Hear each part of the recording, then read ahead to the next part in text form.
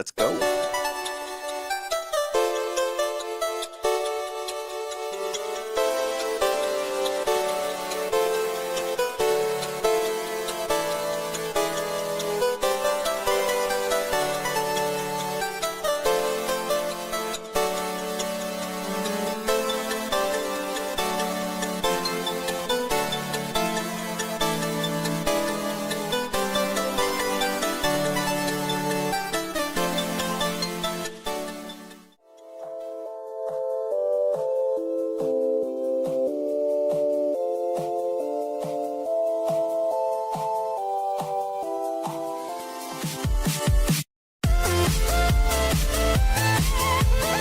Oh God! It's based Game Jam. Okay, Ian's just gonna narrate it. Oh, where's he? Give your purse or I'll fuck you up.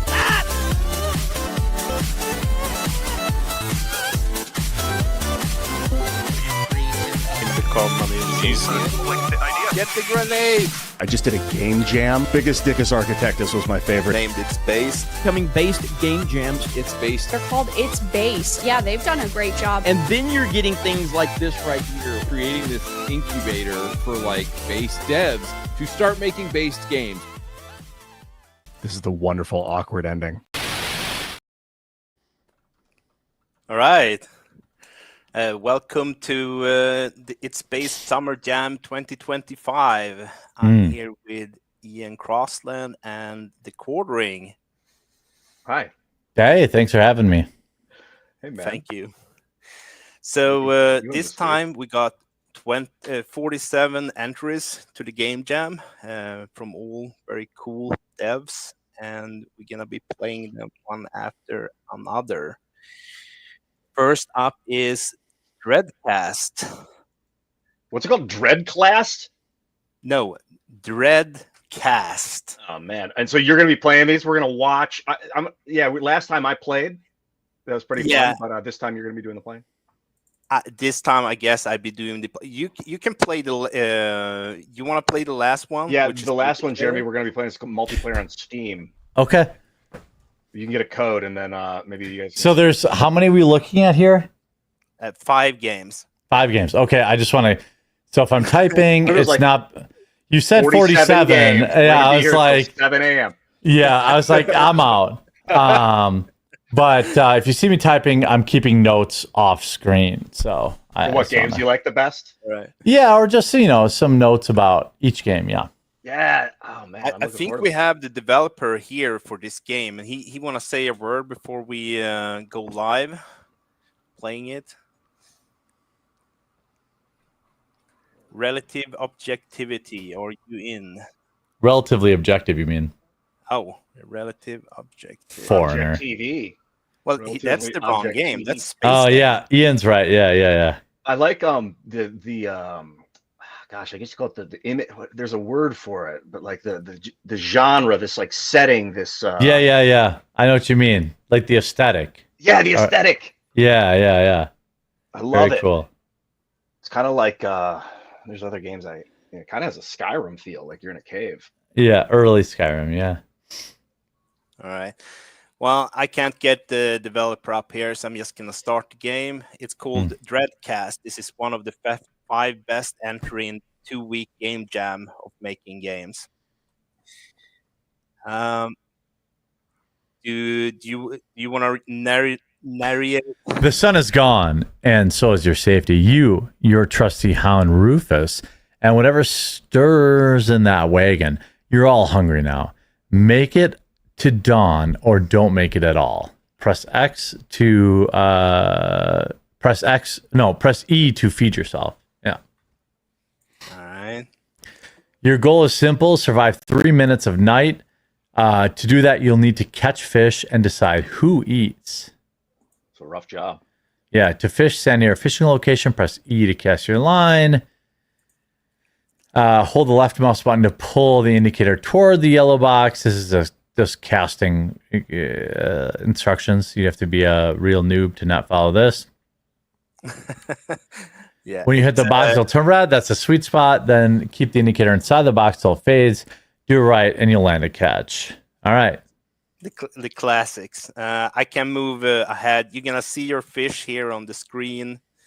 These are the 3 health bars. The player have the yellow one, the dog have the orange one, and the thing inside of this wagon have The red skull. one. Yeah. Yeah. And there's a thing in there, and you don't want him to be mad. He's docile as long as he gets to eat fish. Okay. So he's like Gollum. I have no clue. I actually haven't seen him. I can't see the upper left part of the screen. My Yeah, I'm not we're sure if both you guys covering it. can. Our cameras are covering it a little bit. There's not much you can do with StreamYard. It's just Yeah, going I to put don't- us here. I wonder if there's a thing where the videos are all on the right and it isolates the screen in the center. Oh, right. Might Yeah. help, but otherwise I can imagine a green bar there. Yeah, they got the layout already, so Okay, they that's won't your be issue. able Of to. health. You have health. What are the 3 bars? Your health. These are like the health or happiness bars of each individual that we have to feed. So we caught a gravel mouth. Okay. You decide when and who I'm gonna go and feed. Drift eater caught. These are. Do the different fish have different, like is a whistler pike better than? So at some point we got to feed the guy in the wagon because he's getting more angry, right?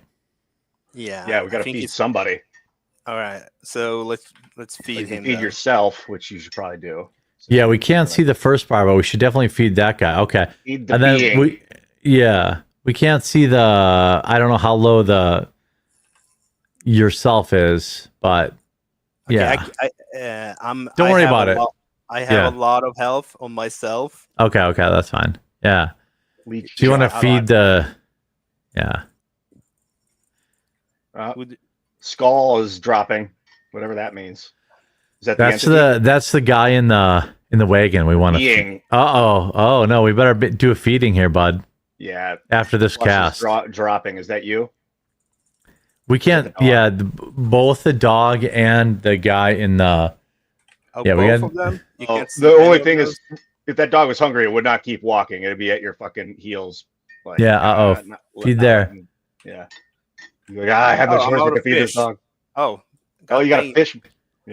Oh, you're out of fish. Oh no. Be cool if you could upgrade the dog to help you fish. Oh, the being's free. Okay. What? Is there audio in you're- this? you're Is there trying to audio keep in it this or warm. no? Oh, you can't hear the audio? I cannot. If there, I mean, unless it's like very minimal. Is this No, coming through? that doesn't do anything. When you share the window, you need to check the box instead of StreamYard to share the audio. Let's reshare it. Yeah, you got to kill the share, reshare it, buy it, but make sure you check share audio. See, here I'm getting teach by the professionals. Better. All right. Yep. Now I hear it. Yep. Now Yeah. you hear it. Yeah. All right. Because the So this- soundtrack's important, right? The soundtrack, Yeah. It's huge. So here is a camp. You're able to buy stuff in between. You're gonna Man, I be would- able to unlock new maps to go to. I would love if we could move our videos off of the game because it's blocking info. Maybe the producer can do that in the background. I have no clue. Yeah, it's like a venue or something, a vignette. You can change the shape of the vignette. Can So he- sorry to interrupt, but what you were saying the inventory is what exactly? Or you? The camp is a place where you go buy stuff in between the rounds, and this is his play on the theme, which is Frontier this time around. Oh, now I can see it better. Yep, now we can see it fine. Oh, for sure, yeah. Yep. It's still that middle one is black. It's still the bottom middle one is black. I wonder why it's. Well, anyway. So you're just timing that cast, This is and living each in cast summer. you're not necessarily successful in each cast. I get it. Oh, okay. You're just holding the line. Yeah, you're kind of that's the first perfect cast in there, but that doesn't necessarily mean you catch a fish. You know what they should make you do is run around with ASDW, and while you're fishing, that two-handed and you're using your eyes and the mouse, and it's like, you got to run and like pick up items as they drop or something as you're trying to fish. That's Well, some of the most increasing basic fishing. Oh my god! Since this game is like so dedicated to fishing, it'd be cool to see a mechanic where you're actually reeling in the fish and you're like fighting against the line breaking, that kind of stuff, where you keep you use the left and right arrow or A and D to like keep it in the green zone while you reel it in, so that you don't just catch the fish. Once you hook the fish, then you have this next keep it in the green zone while you're reeling it in to make sure you don't break a line or whatever. That'd be another layer. But I do like the idea. I like everything kind of about it. But I'd like to see you fighting the fish rather than just the hardest part just being casting and catching. That's my only feedback. You could have different bait. Maybe that's what you could run around. Yeah. Different That'd be cool. Different types of grubs and shit, and then and you could take time to restring your line if it breaks. It should cost you something. Yes. I agree with you, Ian. 100%. Yeah. This is just uneducated feedback from non-devs. Yeah. No, it's great. The devs will appreciate it.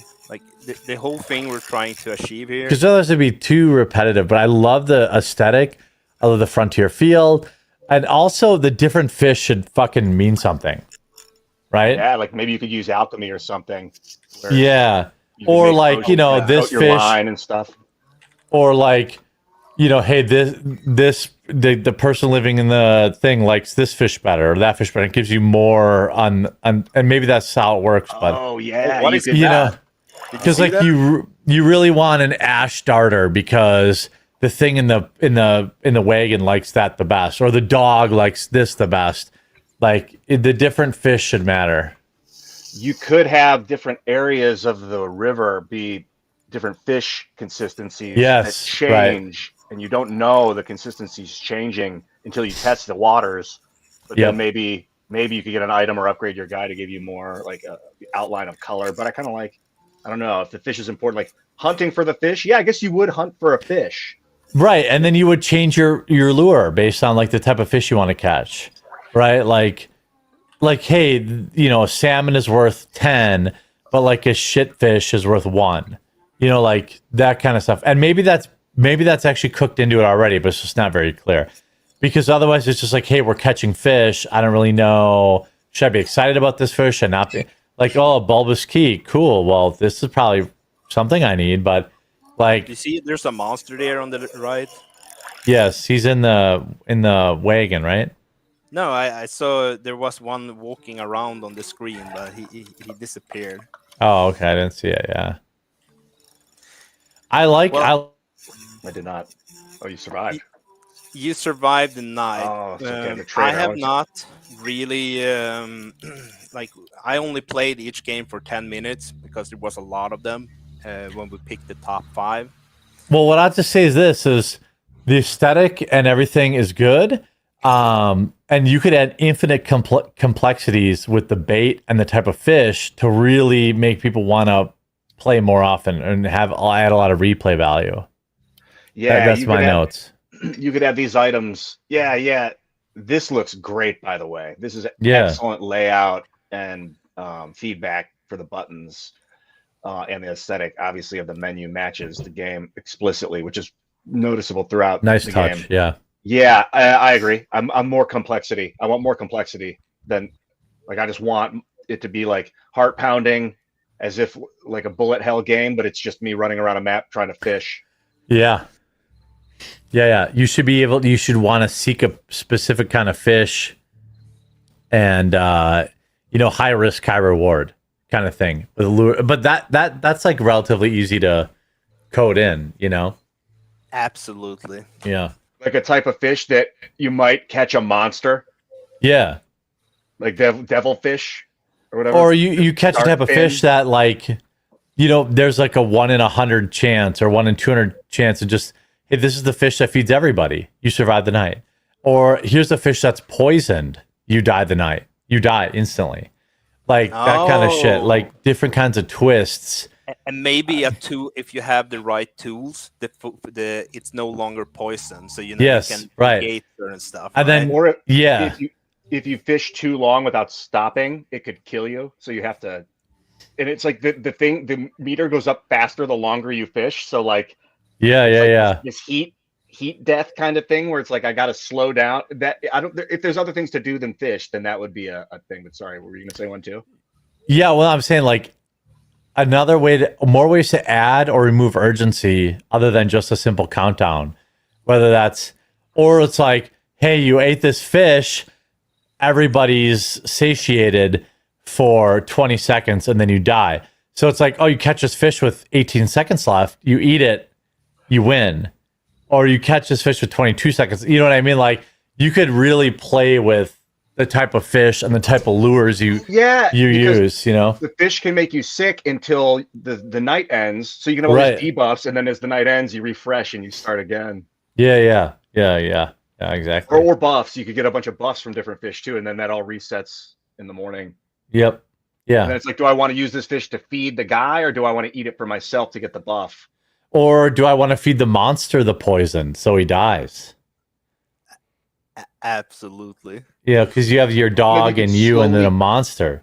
So you could slowly kill the monster over time, and then maybe a new monster would appear that was harder, and you're constantly trying to kill the monsters with poison. Well, you could, or maybe not harder, but if different monsters had different abilities. Different monsters, yes, exactly. Different monsters had different like negative abilities on, you know. Oh, yeah, hey, this monster's here. Yeah. This monster's here, it's raining, so you have less of a bite rate.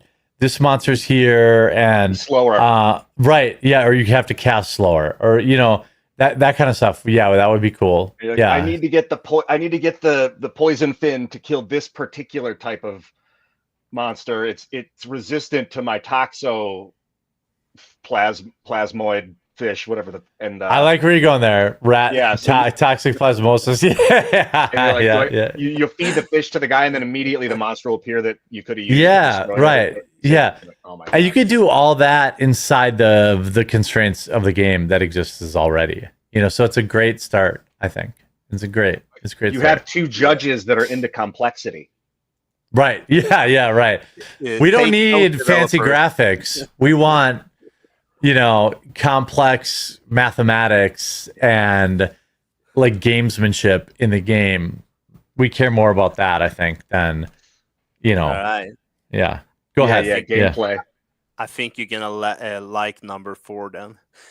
That was Dreadcast, by the way. And next up, we have Max Magnum by Counterpunch Games.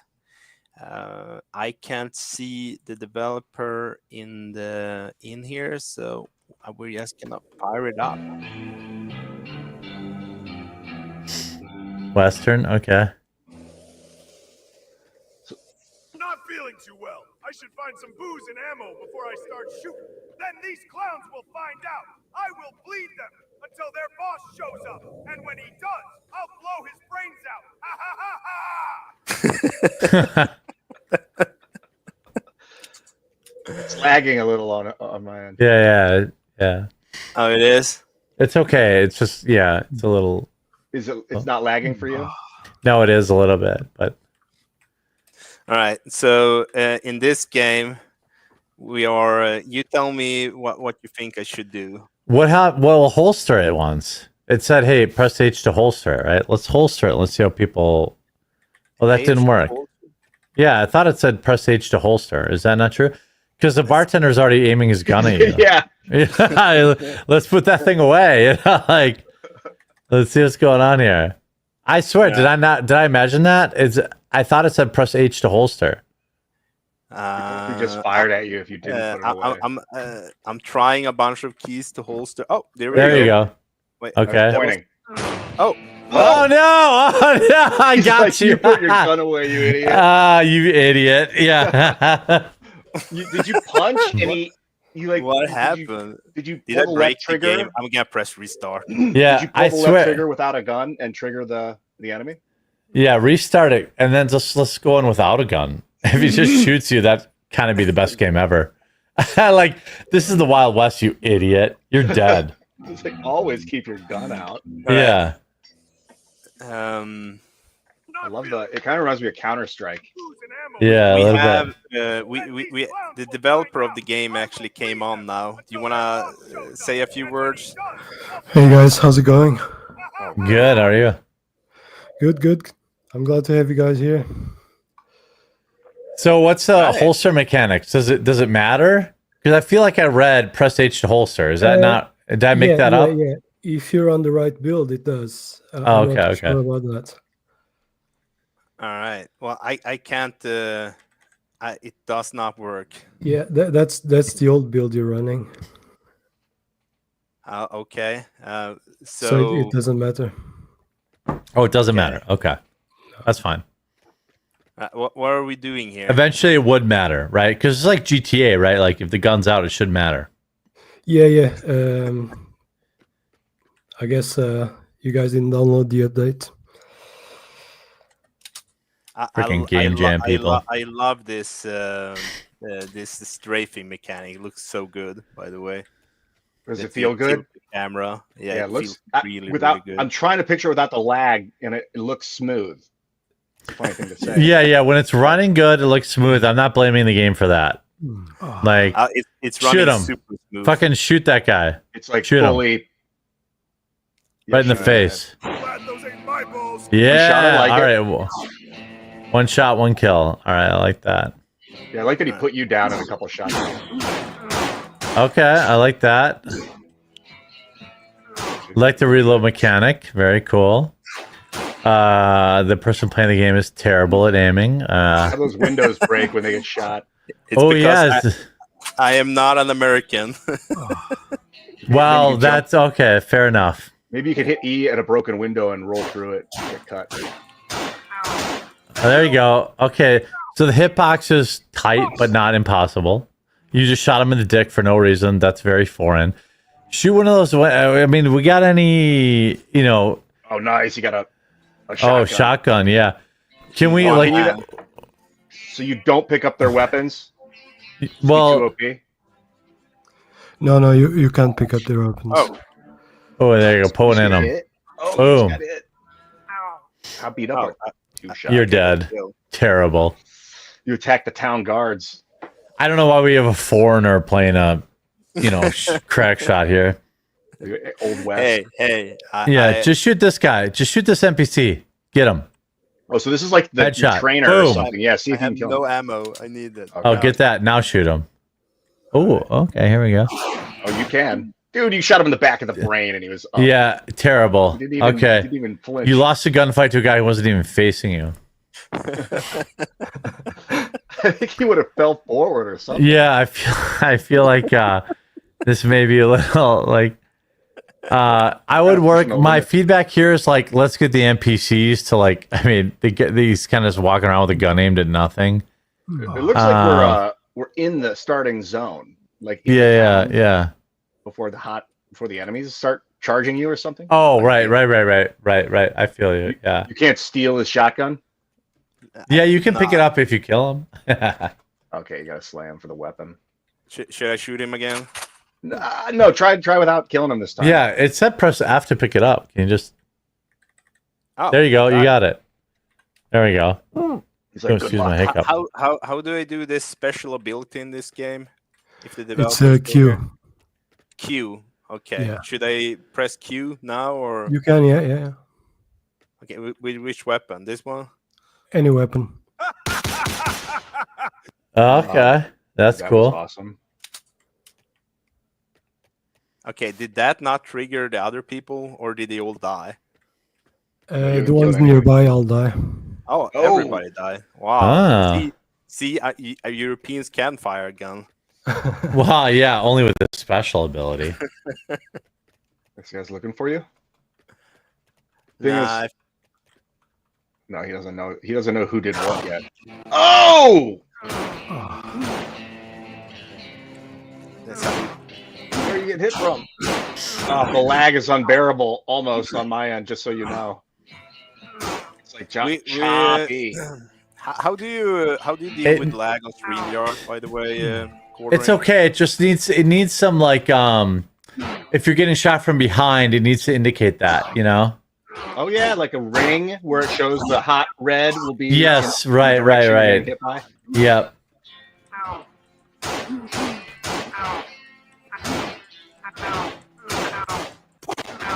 Oh my god. The mechanics. I mean, it looks pretty cool actually. If you could dual wield pistols, that'd be cool.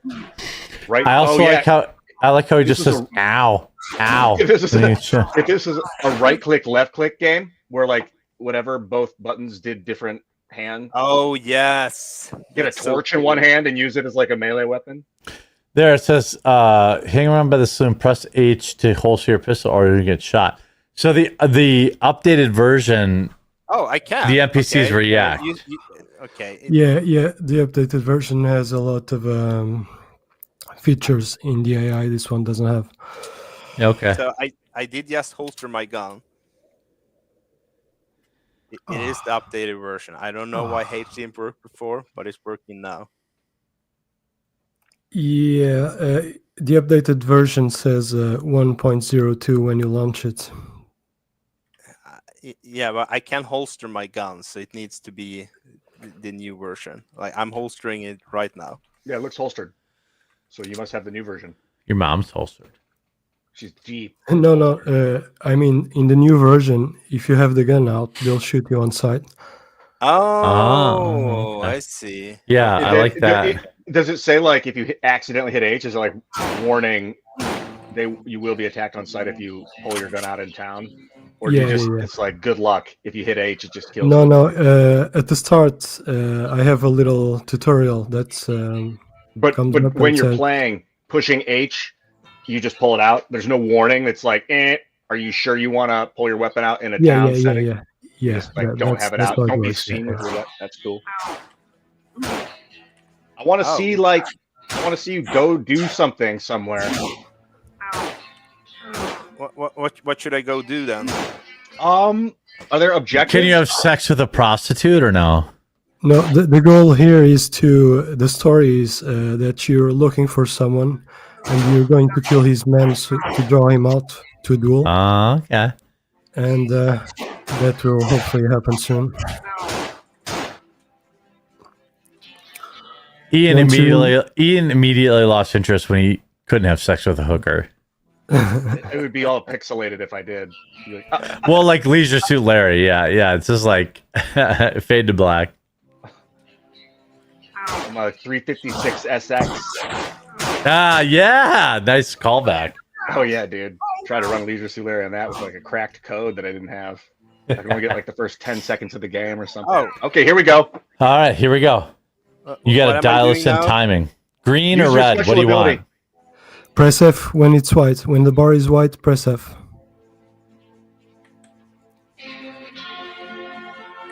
Oh, terrible. You fucking foreigners. This is why I should have. Oh, you got all right. Okay, I like it though. I think there's something there. Yeah, it looked like you could, fall, have climbing up and down ropes out of the building windows. I think in and out of windows could be a huge part of that game. And environmental, like if you shoot through a window, there should be a bullet hole. Like shoot bottles, that kind of shit. And then and bandages. We need more horrors too. Yeah. Shooting bottles off tables would be awesome in that game. Yeah. I'm taking notes. Horse. Yeah. Go ahead. More environmental craziness, because then you would need it'd be cool if like the NPCs missed and they shot a bottle next to you and it like exploded versus awesome. Like that kind of shit. Like because old like spaghetti westerns, maybe the worst aiming people of all time.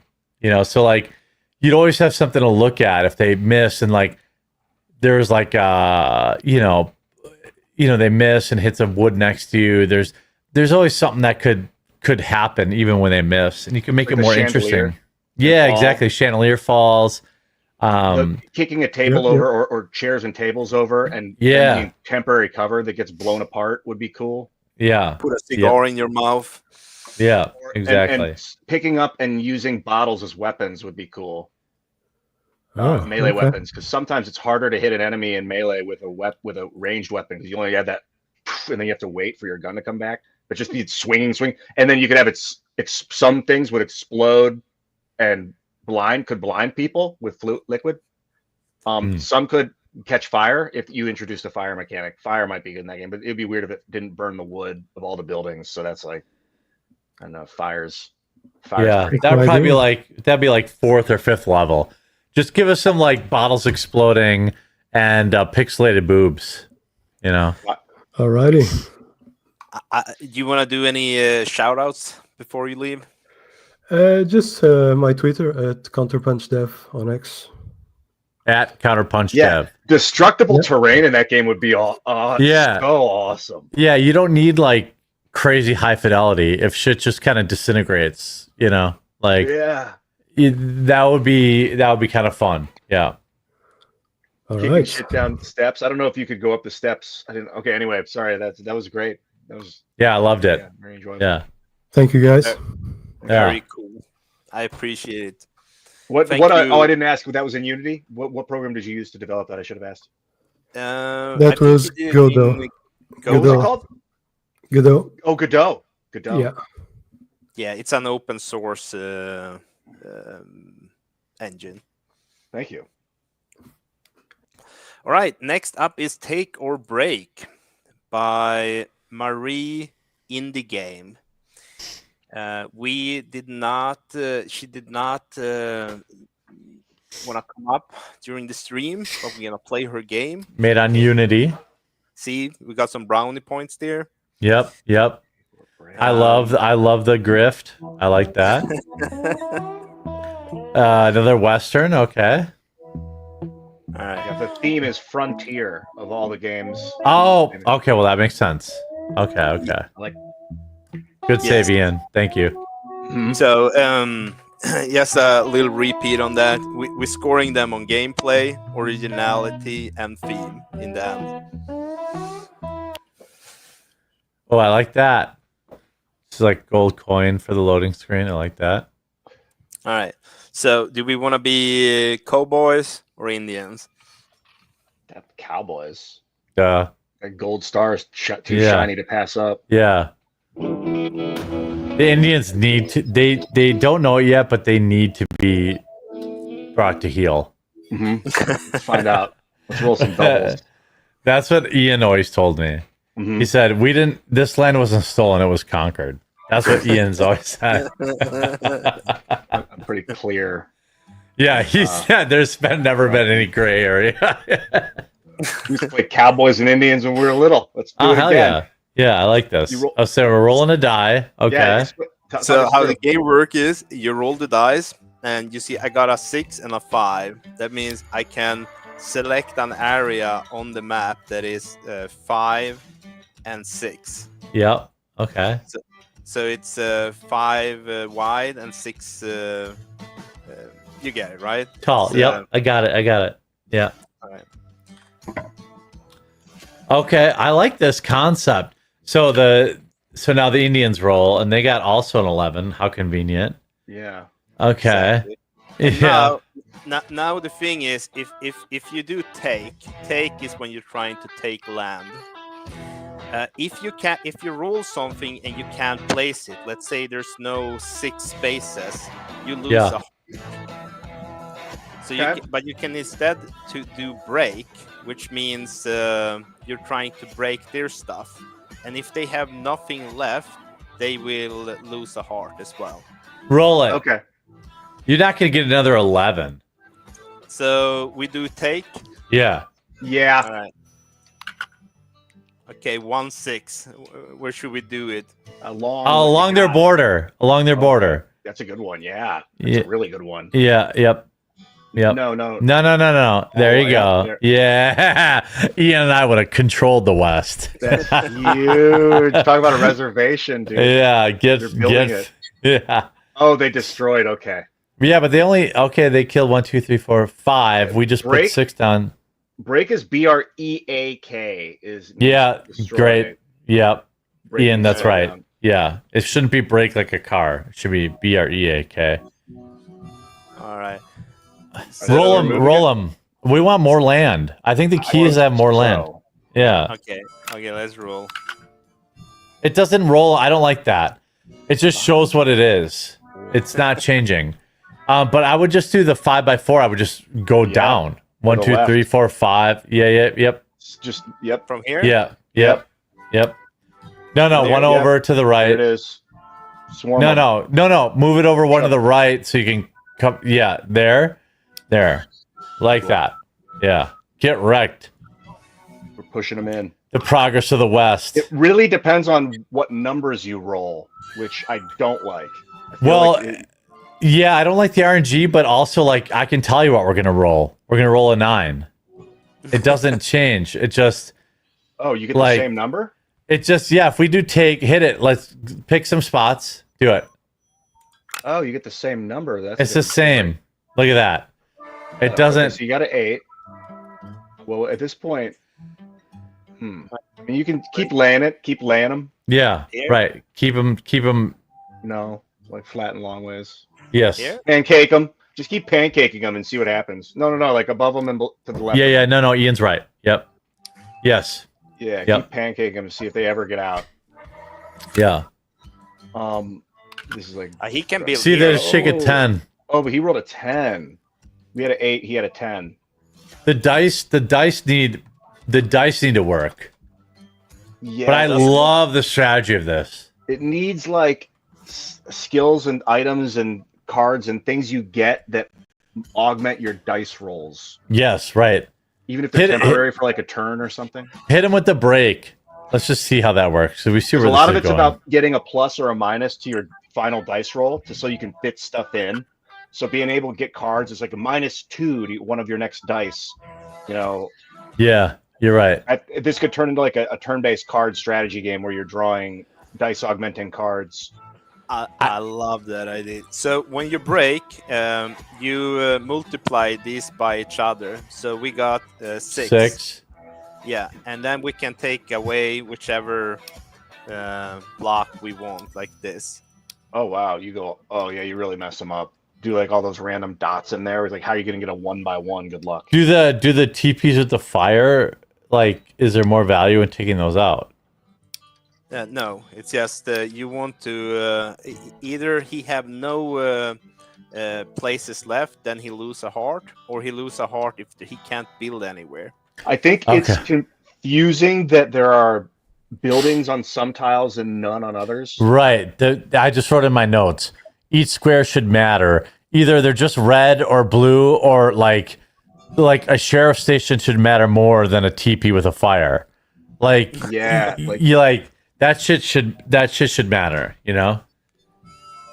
And then maybe take or a break. Like certain buildings could like make a tile unbreakable until you break the building on it or something. Yeah. When you break a tile with a building on it, it breaks the building first. I love the concept of this game.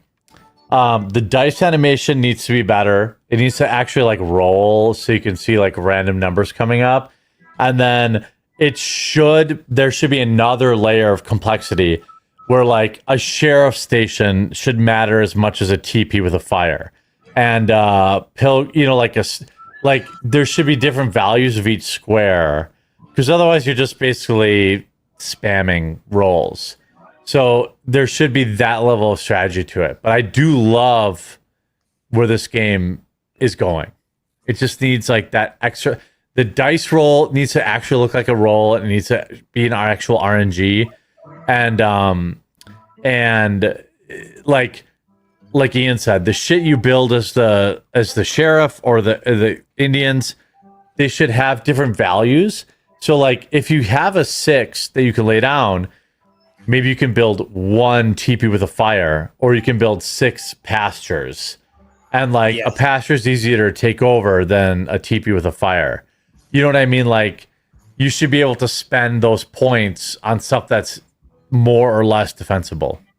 Agency bonuses would be cool too. Like if you have a farm next to a farmhouse, it does something. Yes, right.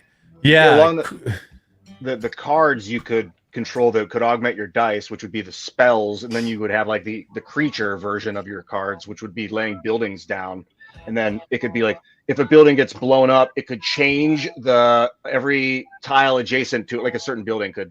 When it gets blown up, every tile adjacent to it flips. So if it's yours, it becomes empty. If it's empty, it becomes yours. It could be good if your tiles get blown up. You could make it so it's bad if, like, certain tiles. And then yeah, you can booby trap a house. So when I they don't know. break, Yeah. Yes, where it costs something for the enemy to blow up the house, but it's like the opportunity cost leaving the house there is also bad because maybe you get points at the end of the game based on how many structures you have. Everybody adds up and certain structures can give you negative points at the end because they're really powerful, but you get like -2 points at the end of the game. I don't like victory point kind of, but I don't know. I don't know how the game's scored exactly. We haven't gone too far. I'm gonna do a break. Let's see what we get. Oh, we got 1. Snake Eyes. I take that. But like Snake Eyes should be like a multiplier. You're like, oh shit, I got Snake Eyes. Like, especially if you look at like Frontier Old West, like Snake Eyes is iconic. So like shaking a Snake Eyes should be like, I could blow up anything. You know what I mean? Like, yeah. Versus like a 3 and a 4, which is like irrelevant. So like you could do that kind of stuff, you know, where it would make it would be another layer to the actual dice roll. That would make the game, you'd have to really think about it. Yeah, the snake is interesting. I don't know where but like, because you have rows and columns that a snake could like crawl on if you get the snake eyes. I don't know if you actually want to make the snake iteration where like a snake comes on the screen as like, and it's got the eyes. It's cheap as fuck. But like, other than that, snake eyes could give you a bonus you could hold on to and use later, or it could just make it so it could destroy enemy tiles, but doesn't hurt your own. But I don't know what the range and radius would be on that. See, But he just rolled a 4 and a 6, and he could not place anywhere on the map. He couldn't do a box, so he lost a health because of that. yeah, I don't like that. I don't like that as a win condition. The win condition should be, you know, more of the map plus whatever multipliers minus whatever debuffs. So like you could have the whole map of like farm field, and then like, you know, the police could have like 4 police stations and they could win. Like each square should be worth a variable amount, and like that, just add more depth. I love the idea and I love the aesthetic. I think it just needs a little more like, hey, like this shit matters. Like not, oh, I'm going to take 4x6. Like, how do I want to spend these 10 points? Like 10 points might give me 10 squares of minimum value, or I could put it into like a prison or like a whatever, you know, like shit that it's like Stratego plus Risk plus D&D, like, or whatever, you know, like. Dude, but I love that idea. I'm gonna relay. I hope the developer is watching this stream. If you're not, I think I'm gonna make that game. That sounds amazingly fun. Yeah, because like Stratego is so incredibly simple, but it's so fun because it's not just what's in front of you, but it's the number that's behind the thing, right? It's the same thing here. Like you could really go crazy. If you could put items on your build, all they would see is a house, but you would have like a number. Exactly. Yeah. It would be like a bomb or a dude with a rifle or a dog, and like depending on what they put on it, your item or number, it could just be numbers, would counter their attack. Right, and then their attack. And then like at the end of the round, it's like, hey, we agree to fight. Press the button, and then whatever happens. That's pretty cool. You can booby trap your boxes. Yeah. Because the simplicity that this game is awesome. It's kind of like checkers. It's like Othello. Really. Yeah. Which for real staying power for a video game, I feel like that you want to sell for $4.99 or whatever the fuck the cost would be. Adding depth. So adding like the trickery of Stratego, like you're saying, with your pieces that you could put on your board, and like certain ones they want because you have to take like all their TPs and they have to take all your buildings, but some of them are bombed.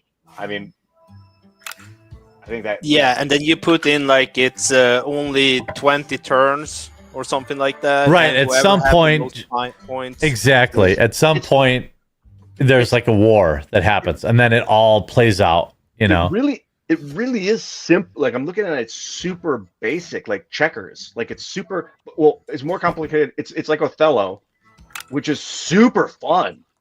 I feel like because you could screw yourself by pulling apart the wrong dots, the wrong squares, and being like, "What? Where's the 6 even on the board now?" Because I blocked and added so many rows. Even though this is like out of the box, in my opinion, the lowest of the 3, it has the highest ceiling because it reminds me of like Hearthstone or whatever. Where it has infinite complex abilities. You have, and with this game, there's actually like a competitive play aspect of it where you could really, like, it has the highest ceiling. Dreadcast, Max Magnum, great, but Take or Break is more raw than both of them, but it has a higher ceiling if you could really kind of harness that. Like you have 10 turns, and then at turn 10, and then you have like, let's say it's like Debt Cord burning, like because you go to the same like the same frontier theme. So it's like Debt Cord each turn, it's burning a little more. And then at turn 10, it gets a dynamite. And then whatever is laid out, the chips fall where they are, and that's the winner. Yeah. So like you could appear to be way behind on the board, but still have this crazy come behind victory when the TNT blows.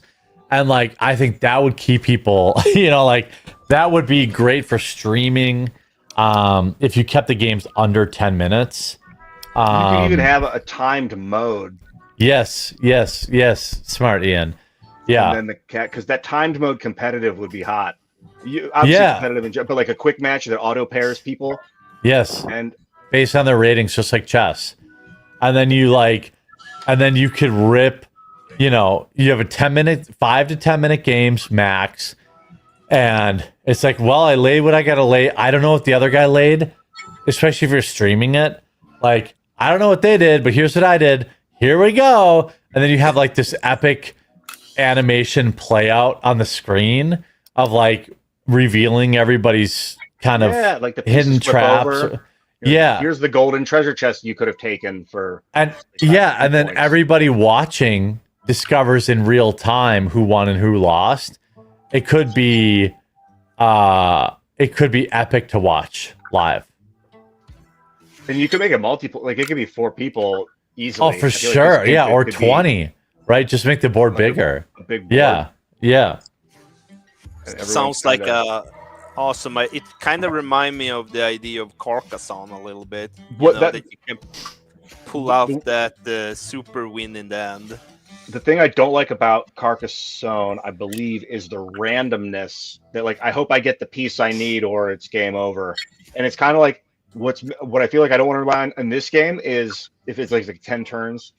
If I roll an 11, I'm gonna win. If I roll anything other than that, it's game over. And it's like, well, I rolled the 11, so I won. I hate that. Like, it's because then I'm just like automating the game. I'm just pushing a button. It's like, congratulations, you win. Congratulations, you win. You got the 11. You got the 11. Like you should be able to mitigate RNG because it's you make it 20 turns, right? So you or you make it 10 turns.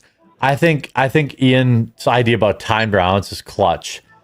Like you should have to make all of your decisions in 30 seconds or less, and then it forces you to like commit to something. And that's on top of what we talked about earlier. Like what you put on the square should matter. It shouldn't be random hotels and stars.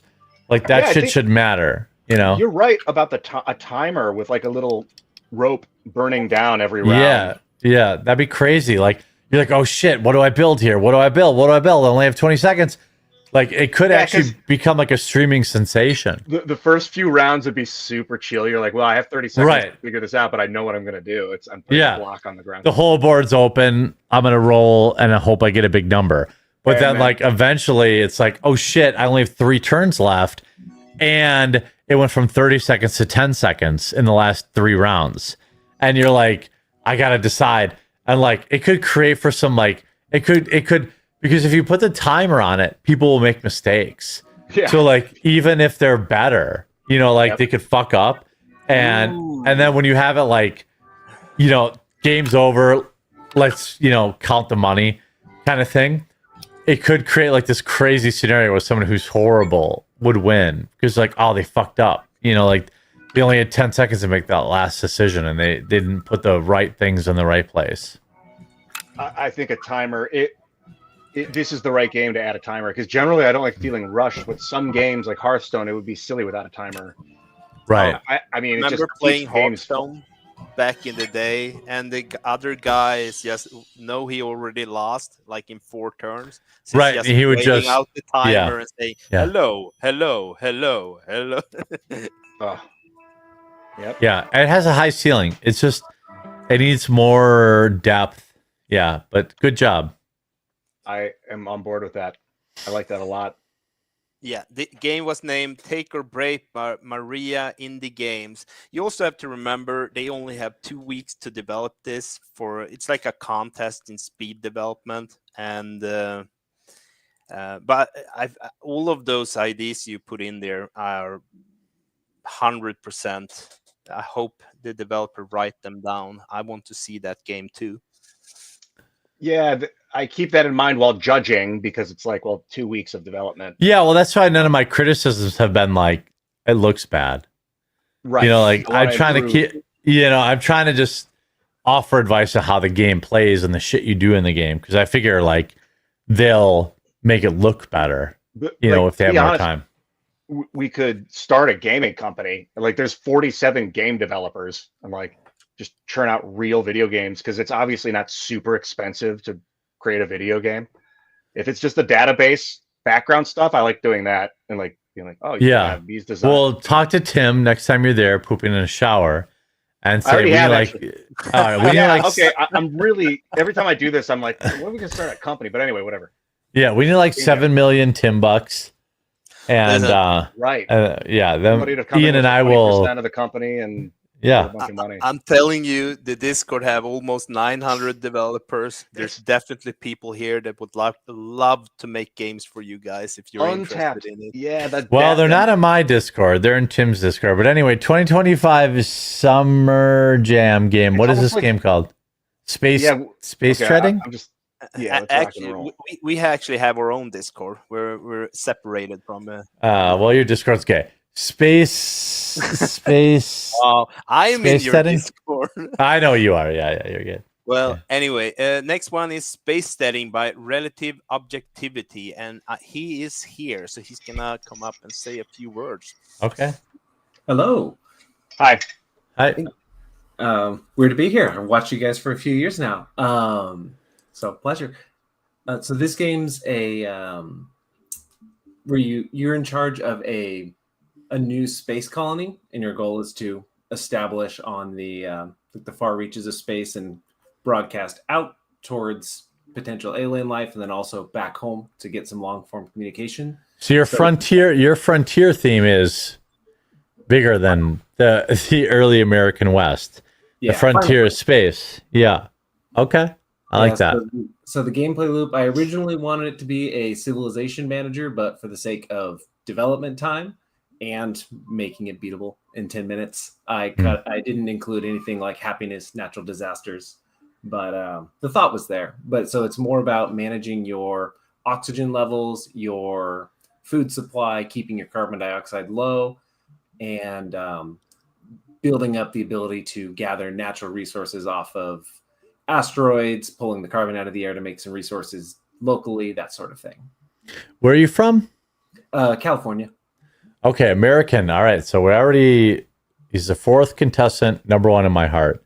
All right, although Jeremy, California.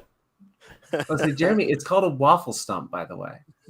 No, when Ian does it, you have to use a strainer and you have to use chopsticks. So he doesn't actually waffle stump. When you're using the Ian Crossland method, you don't need a waffle stomp. It comes out as hot water. Yeah. All right. Yeah. All right, space setting. I like it. I like your take on the frontier and not, separate yourself from the old west, which so far everyone else has heard frontier as being. So let's check it out. Let's go. I like the sound. I like the music. Shout out, by the way, there's graphene synthesizers in this game. I feel like they're trying to appeal to. They might be. It might be like he might be trying to pull on Ian's toe a little bit here. Cool. You should make carbon neutralizers that basically break carbon down into graphene and hydrogen that you can use as fuel. Yeah, get him, Ian. Okay, nice try. About that. It just costs a lot of electricity. Not a lot, I don't know, but you could tweak it for the game to make it be like. Didn't you put that in the game? Relative objectivity. Yeah, it was. Ian has sold me on graphene because as far as get it out, make it into materials, farm it for some power, and then it hit me with space station. Like, oh, I got the perfect home for this idea. What if you could use it as space bullets? Just make a bunch of powder and then shoot it like a blunderbuss. Ian, you could use it for everything. I think you know that. It's so sharp. Yeah. Why would you need bullets in space though? For hull damage. Aliens. Yeah. Okay. Shields, So American of you. shields can only stop beam weapons. yeah, here we have on the. shields can stop. So what do you have? Food, energy, oxygen, carbon dioxide, and then the 1, 2, 3, 4. The fifth one is the triplex. Is that building? What is going on there? It's like building materials. Okay. You're maxing All out. right. Okay. Because you're in a dock, is that why? Population. Um, You're in a space station? you build a space station here. Okay, so you're okay. So You're moving your hexes around. I like that. Yeah, I like that. Very elegant. Can you spin the camera 360? I don't think you can. That would be wild if you could do hexes 300, because those should be Well, you can honeycombs. kind Those of.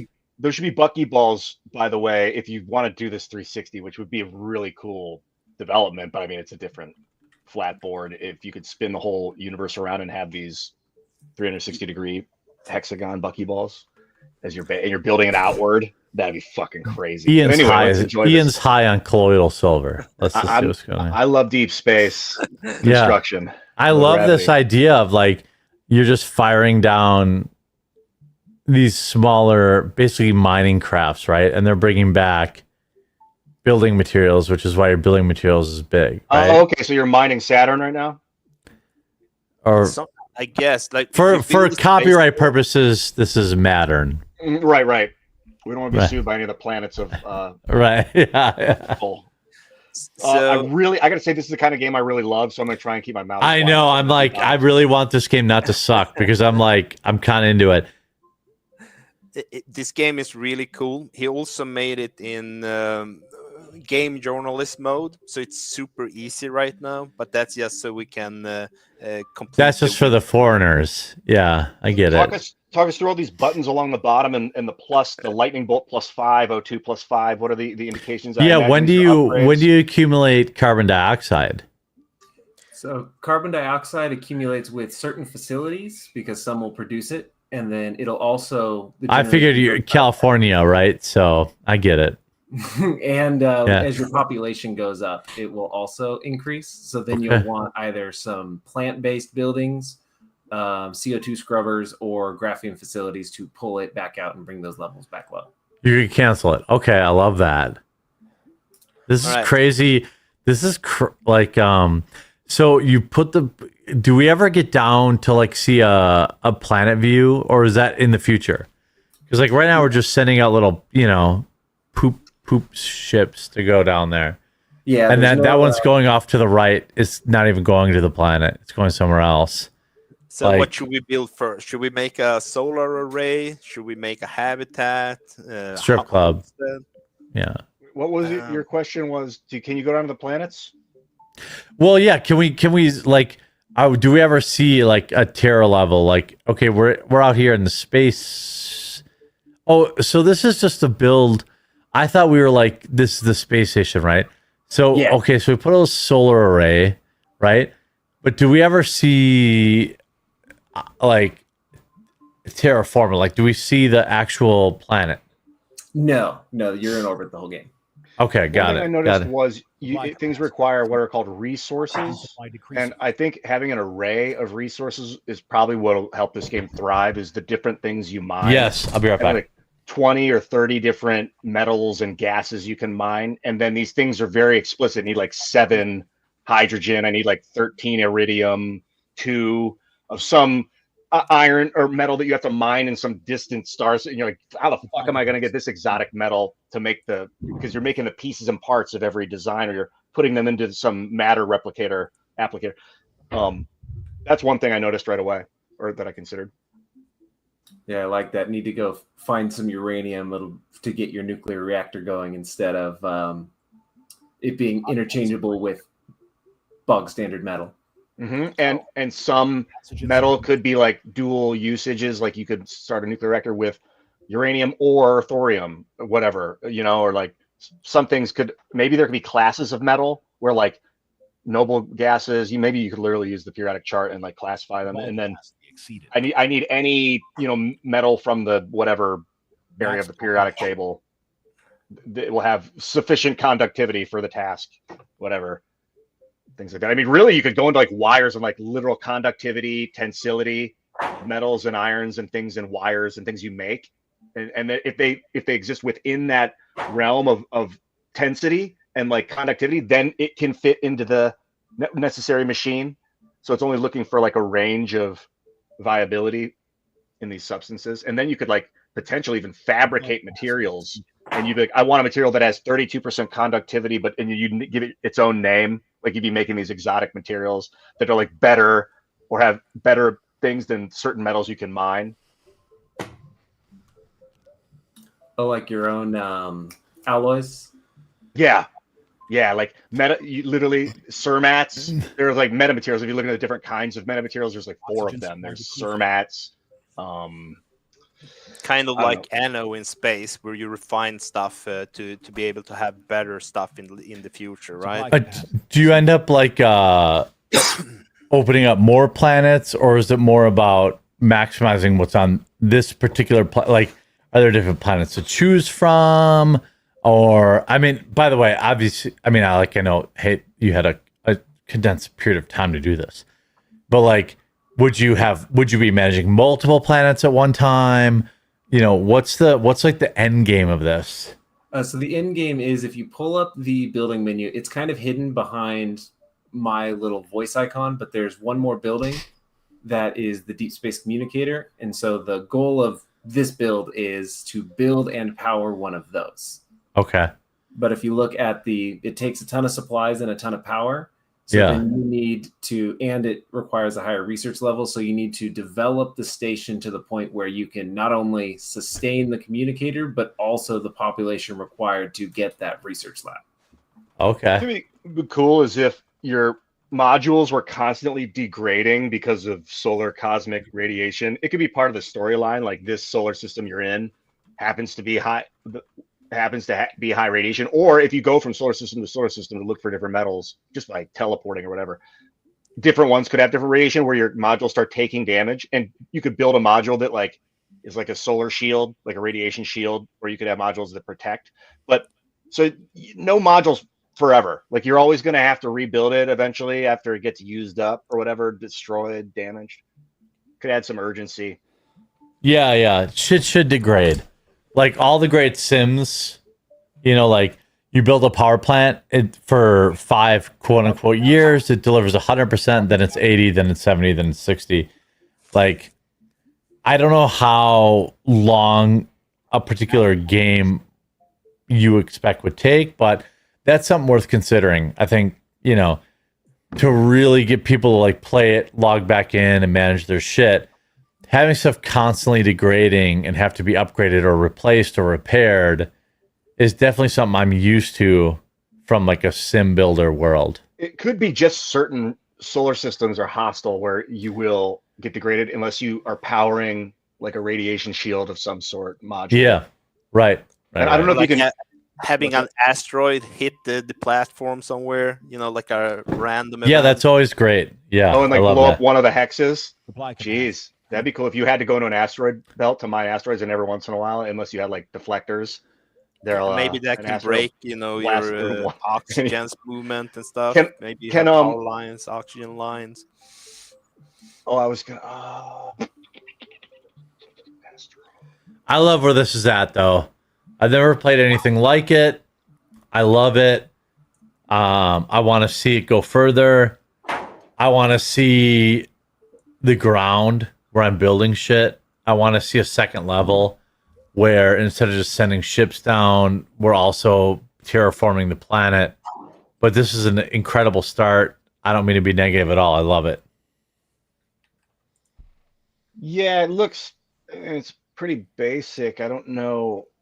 There's no threat right now. It needs some sort of like loss scenario first. I mean, it's got a lot of good like room to grow, and the layout's really nice. Although I think the icons could be bigger.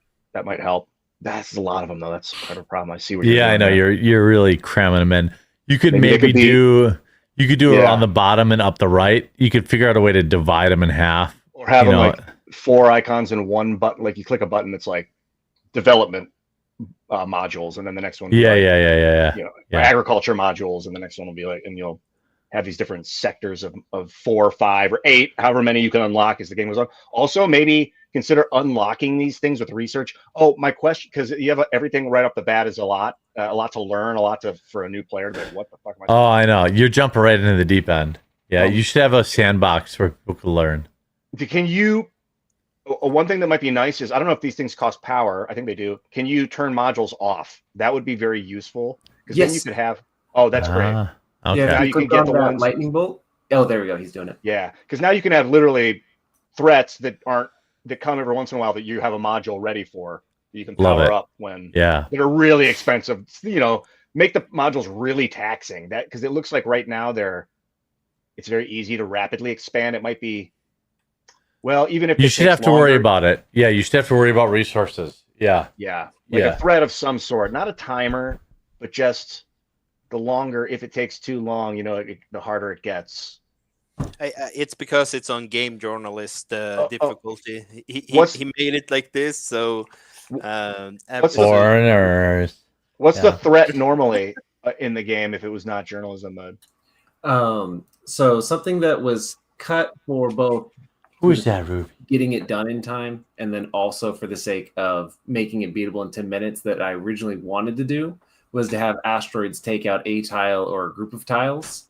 And then I love that. Yeah.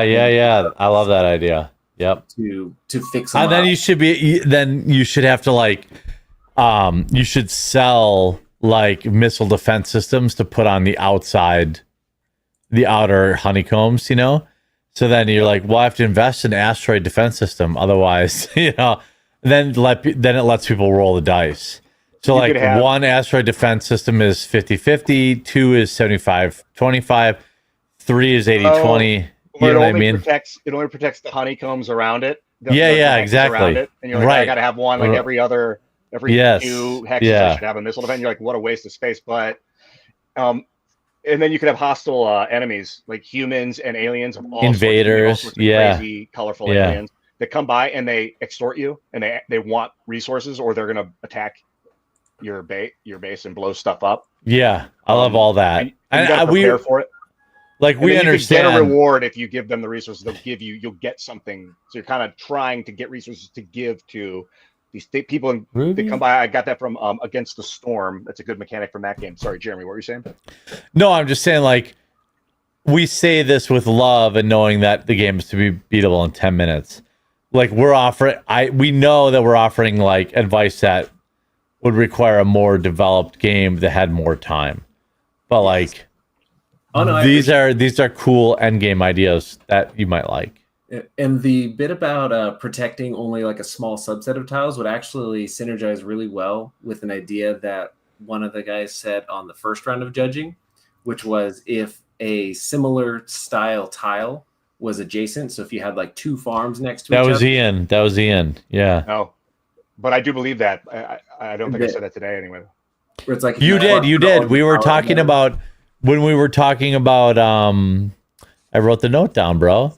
When we were talking about take or break, you talked about that. Adjacency bonuses. Yes. I'm huge on adjacency bonuses. The little disconnect is we do like a 8-hour stream when we play all the entries. So we did that like 3 days ago. I think he's referring to that one. Is that okay.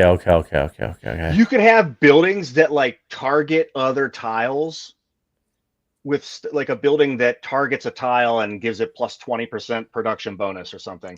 It could do it to just the adjacent ones, but you could have them like target in an L shape. You could have different buildings do a target like 3 down and 1 to the left. And you'll be like, this building bonuses in it like is in a shape. You could even have the shape of the things they bonus similar to the building. Like if it's like the spider building, the bonus would give like a spider shape of and then the whole hex becomes kind of like a backpack battles, like a inventory. Yeah, you're trying to position. Right. And if you the crazier the bonus, the cheaper it is to buy.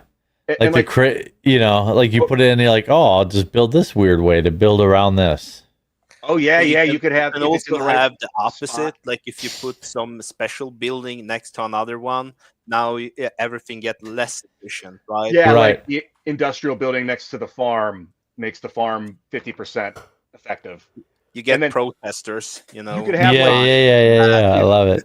If you click and drag these tiles, it would be nice if you're doing that with adjacency bonuses and moving and positioning. If you could pick them up and drag it to another spot and drop it, where there's a cost, maybe 20 resources, like a relatively cheap cost. Maybe if you move it a lot in a short amount of time, the resource cost goes up of moving it, or maybe it takes a while to kick back into activity once it's moved every time. What if it costs 10% of the construction cost to move it? Yeah, exactly. Yep. And then you're constantly moving your board around and like trying to position everything. Well, because you only have you position everything. It shouldn't be prohibitive, but it should make you think. Like the penalty should not make you want to kill yourself. Like it should be like, I really have to think about this shit, or if I have to move it, it's not the end of the world, but it's suboptimal. Yeah. Like that's the price you should pay for having to move stuff. Because I'll be like, okay, I can make 40 gold if I leave it like this, or if I move it, I'm not going to make any gold for a while, and then I'm going to make 50 gold. Right. And yeah. So I'll take the short-term penalty to get more in 2 minutes. In the meantime, what's going to happen? Sometimes you can't afford the penalty. Yeah, I love it. Let's get to number 5. Last building. Woo! We won. Oh, you built them all? Yes. Congratulations. You've successfully established a remote space colony capable of broadcasting communications into deep space, allowing for rapid communication back home and to continue the search for extraterrestrial life. Wow, a foreigner beat the game. I don't know, space setting. I don't know. But Swedes were very good at when it comes to strategy games, but for shooting, we're the worst. At least you're from Earth, man. Right, not like Ian. Yeah, these foreigners, these Xeno. We're a proud country that have export stuff. You know, one of my favorite YouTubers is from Sweden. Isha Gaming. Shout out Isha Gaming. I think she's from Sweden or Norway. I'll be right back while you're loading this next. Yeah, I think she's from Sweden. She has like. She has like 90,000 subs, or just over 100 now. Super like low key YouTuber. You can check it out while we're waiting for him. Yeah. I think it's like spelled Ishra, IRCHA, like Ishra Gaming. It's like in English, yeah. It's this one? No, it isn't. Ishra, IRSHA. IRSHA. Like that? Yeah. Nope, none of those either. Isha Gaming. Here.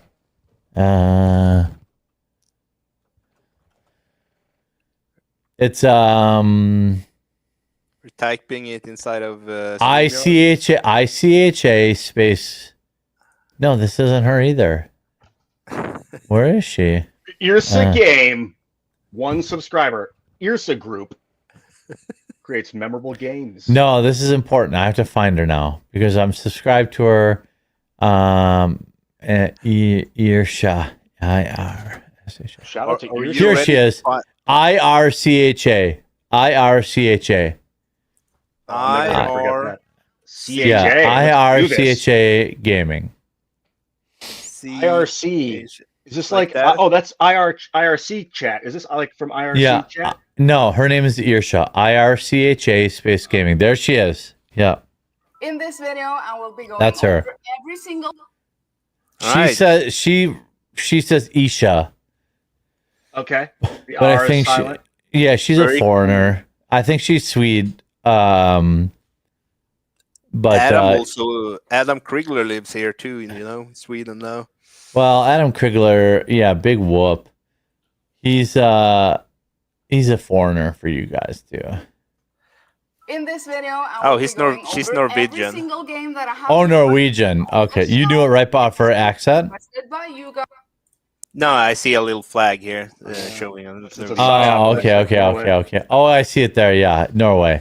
Okay, well, as an American, like when I get that wrong, like when I get that wrong, listen, when I get that wrong about Europe, it's like when Europeans say, "Oh, I thought he was from Montana, but he's actually from South Dakota." Like it's all America to like foreigners, You guys don't like say, "Oh, this state's different than that state." All right. That might be true for most Swedes, but I've been following your politics for a long time. And But like reason some of us does that is because the culture that's happening in America is downstream to here. Like yes, I know. That's true. Riots. We had BLM riots in Sweden, which is crazy. Yeah, well, that's like, I try to tell them, my UK friends, I'm like, you guys are fucked. But anyway, so like in America, when people are like, "Oh, I'm from Norway, not Sweden," I'm like, okay, so that's like me saying, "Oh, I'm from Wisconsin, not Chicago, Illinois." Like it's like two different states. Like it's all the same. But let's bring it home. Dustmere, right? Dustmere. I think the last game we have on the list here online. He put it on Steam. It's on Steam. Yes, he put it. So you guys saved like the most polished for last. Well, Ian's gonna play this one with me. It's multiplayer. And the developer is named Ridamus. He's been streaming the development of this through all of it. And you want to introduce yourself? Foreigner. Now he's American. Oh shit! I see him. He's got a mid-tier beard. He's got some samurai swords. He can hear me. I very clearly can tell he can hear me, but we can't hear him. Oh, that's because there you go. Yeah, we got you. Yeah, no, I was saying I'm definitely American. I spent 20 years in the military. I'm definitely American. He's my first. I choose him as winner. Well, anyways, I appreciate you guys. Thanks for having me here. It's we kind of did a bold choice. Obviously, making a multiplayer game in 15 days is a little crazy, and then trying to get it on Steam at the same time is even crazier. So, I think our skill sets will showcase that we did a pretty good job. Who's we? So I had a team of 4 people. I'm the artist, so all the art in the game is done by me for the animations and the character and design, particles, and everything else. I had 3 other coders. One specifically focused on the multiplayer aspect. One did all the sound and music, so all the sound and music is custom. And then the other one worked on the upgrade system as well as helping us with all the other stuff that we were doing. Okay. Very cool. Let's see, Ian, are you able to connect into this? I'm gonna have to reload. I think he had to reload. All right. It also supports controller if you guys are into the controller stuff, so you don't have to play. I with can the give mouse you a keyboard. key too, quartering, if you want one to play with us. No, I'll just watch. It's okay. All right. I'm so far superior to all of you plebes. Like I don't want to, you know. We're in America. It's a little different, you know. He doesn't want to show his shooting skills. I believe that's the case. Oh no, I do, but not right now. All right, we have Ian back up here. Hi. Okay. Thank you. I tried to load the game, had some issues with my antivirus, and then the game was loaded twice, and I lost audio.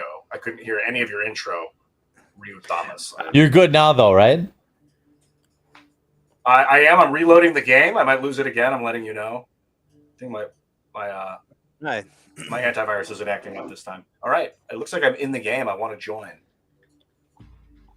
All right. Do you want to create the game, or should I create the game? You should create the game. All right, I create the game. And feel free to talk us through this. Yeah. Ryu Thomas. Yeah. So let me know what's happening. I missed that intro.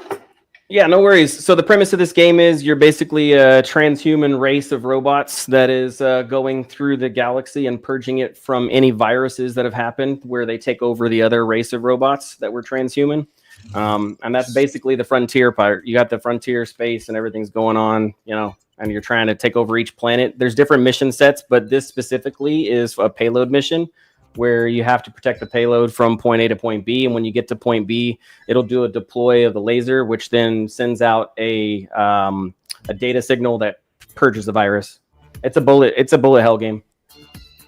Sweet. So it's a pro trans game.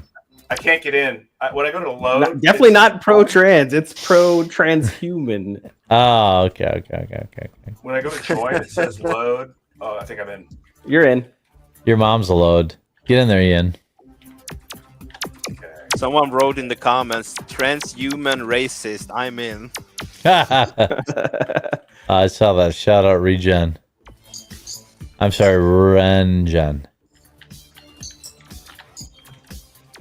All right, you press R to mine, right click, I mean, and shoot the baddies. Okay. Yeah, left mouse button will do your shooting, and then we have to basically all get in the ready up station to start the actual payload. Looks like And somebody bail Ian out. Where's Ian? He's terrible showing. I'm testing the. Can you see me? Okay, I'm testing the feedback of the guns. Like when you let go, there's a moment before you're able to start shooting again, which makes me want to never let go of the bullets, which is a problem.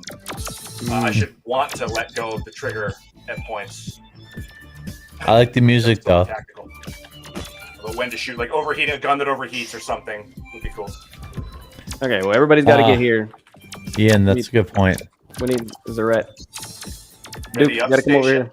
Yeah, there you go. There you go. Oh, it started. Ship is moving. And right now it does have day-night cycle set up, so at the nighttime more nefarious creatures will spawn, and then there are explodey ones that you have to watch out for that do massive damage to your vehicle. So this reminds me a little bit of the same kind of mechanic of shit. What's doesn't matter. I'm not gonna say. What game? I can't remember. I played it a little while. It was like mouse and keyboard. Everyone's like, "Oh, if you like Diablo, then you should play this game." And it was like mech kind of related. There's a lot of games. The bullet hell genre is where your guy is constantly shooting. You just run around and dodge stuff that's constantly coming at you. This is different because you have a weapon that you fire and you aim. Yeah, it's not so important whether or not you aim. I'd like to see like some weapon upgrades where this is perfect for weapon upgrades and it feels good too. Like what's that? No, I was just saying, yeah, that's exactly what the plan is. Yeah, like Contra, you get scrap to do it, like right? where you can pick up shit, and you know. Is that what all this flashing gold stuff is? Is scrap that you use to upgrade? Yep, you pick it up, and on your right-hand side, you can actually upgrade the turrets and make them stronger. You can actually upgrade the healing, which is inside the payload. Right-hand side. I'm just gonna state this. This is really impressive for a Game Jam game to do multiplayer at all. I like that the healing place is moving with us. That's pretty cool. It's like our base.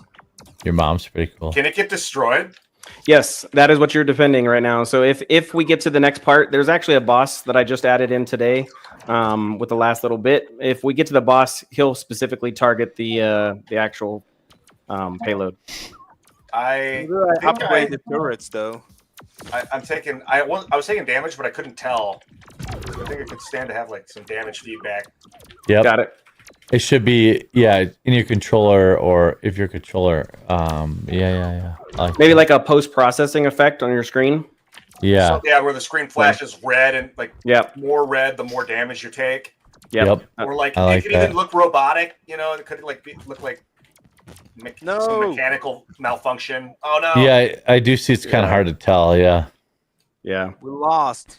Terrible foreigners, a bunch of foreigners. I'm down to try that again. Wow. If you guys want, I can host it as well. Sure. It's up and ready for you. You just gotta hit the next button, and you can join in.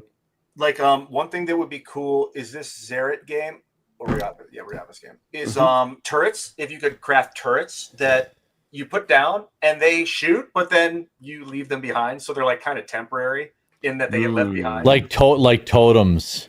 Yeah. And like Totems. That's a really good idea. Lots of items you lay down that get left behind that are like bonus totems that give like AOE bonuses. Get close to them, you get AOE or you get health. And if you they can like get hit retreat by- back to your totem for reloads or whatever. If they get hit by your I got to turn the sound of the game down. If you get to if you lay the totem in front of your big, what do you call the machine that has the healing in it? Payload. So it's just basically a payload. If the payload like hits your totem, Very military name, yeah. Yeah. Totems. So anything you would leave that put on the ground that gets hit by the payload should get destroyed when the payload hits it. Right. Yep, So you I can't agree. really put it in front. You can, but it's like a super short duration if you put it in front of the payload. Yeah, we thought about doing it. Obviously, time constraints, right? But the way it's coded right now is basically we can set up an equipment to where we can add it in. So, for example, there's an engine in the back where you put the graphene into it, and it lets you go faster or slower. You can control that. There's a pause point where you can actually choose the upgrades, and it lets you choose which type. You can either have a laser cannon or a turret type. So, yeah, that's definitely all great points. Wait, there's graphene in this game? Hold on a Yeah, that's second. the mining. I tried to look for something to add for the quartering, like what maybe a political sign or something. I was like, I don't really know what to add for it. It's all good. Should add the coffee. Well, that's true. I could have added the coffee. upgrades, Yeah. Have the There you coffee go. be like a There you special go. currency or something. Yeah. There you go. That's a good point. Or a Like limited, robust drink like a coffee, it limit. makes no sense. Yeah, like some sort of limited boost. You know, That'd like be awesome. Even robust 25 drink coffee. seconds of like double fire rate and diarrhea. Awesome. Yeah. Just engine fuel comes out the back, right? Yeah. Make it slippery. That'd be cool. Yeah. Like an oil slick is something you could put on the ground that makes enemies and players slip when they walk across it. I like Yeah, it. it clears a 2x4 pixel range in front of you, but then also behind you. Nice. Nice. Yeah, Flaming that's Cheetos. That's one of Yeah. the things we talked about was basically armor upgrades for the payload, or even having the ability to set it up to where it could have a battering ram, so that way it could run over the bots automatically for you, and then you have a collector. There's a million things that we could do. Obviously, like I said, 15 days. You got to pick what's going to make the most bang for your buck, right?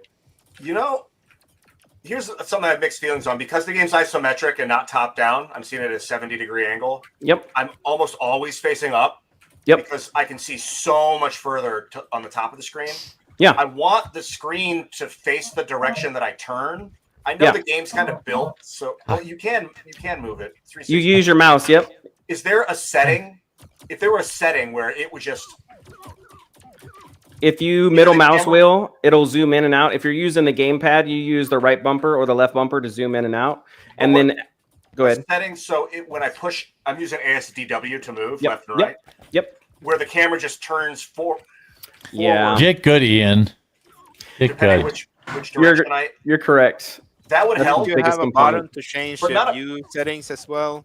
I not a remember you permanent- had like a button for it. Yeah, you can press C. If you press C, that changes you to a third-person view. Charlie. Correct. You know your alphanumeric, which is My cool. wife's a pilot, you know, so. There you go. In the Navy?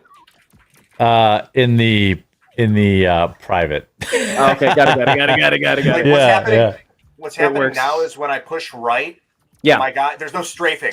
My guy faces right. I want him to strafe right and keep my camera pointed in one direction. This is good advice. Yep. Yeah, I see what you're saying. Yeah, so it's a design choice. Obviously, it was a bad one because that's the biggest complaint that we've had is people talking about the aiming and the controls for the aiming. So yeah, definitely, it's a good thing.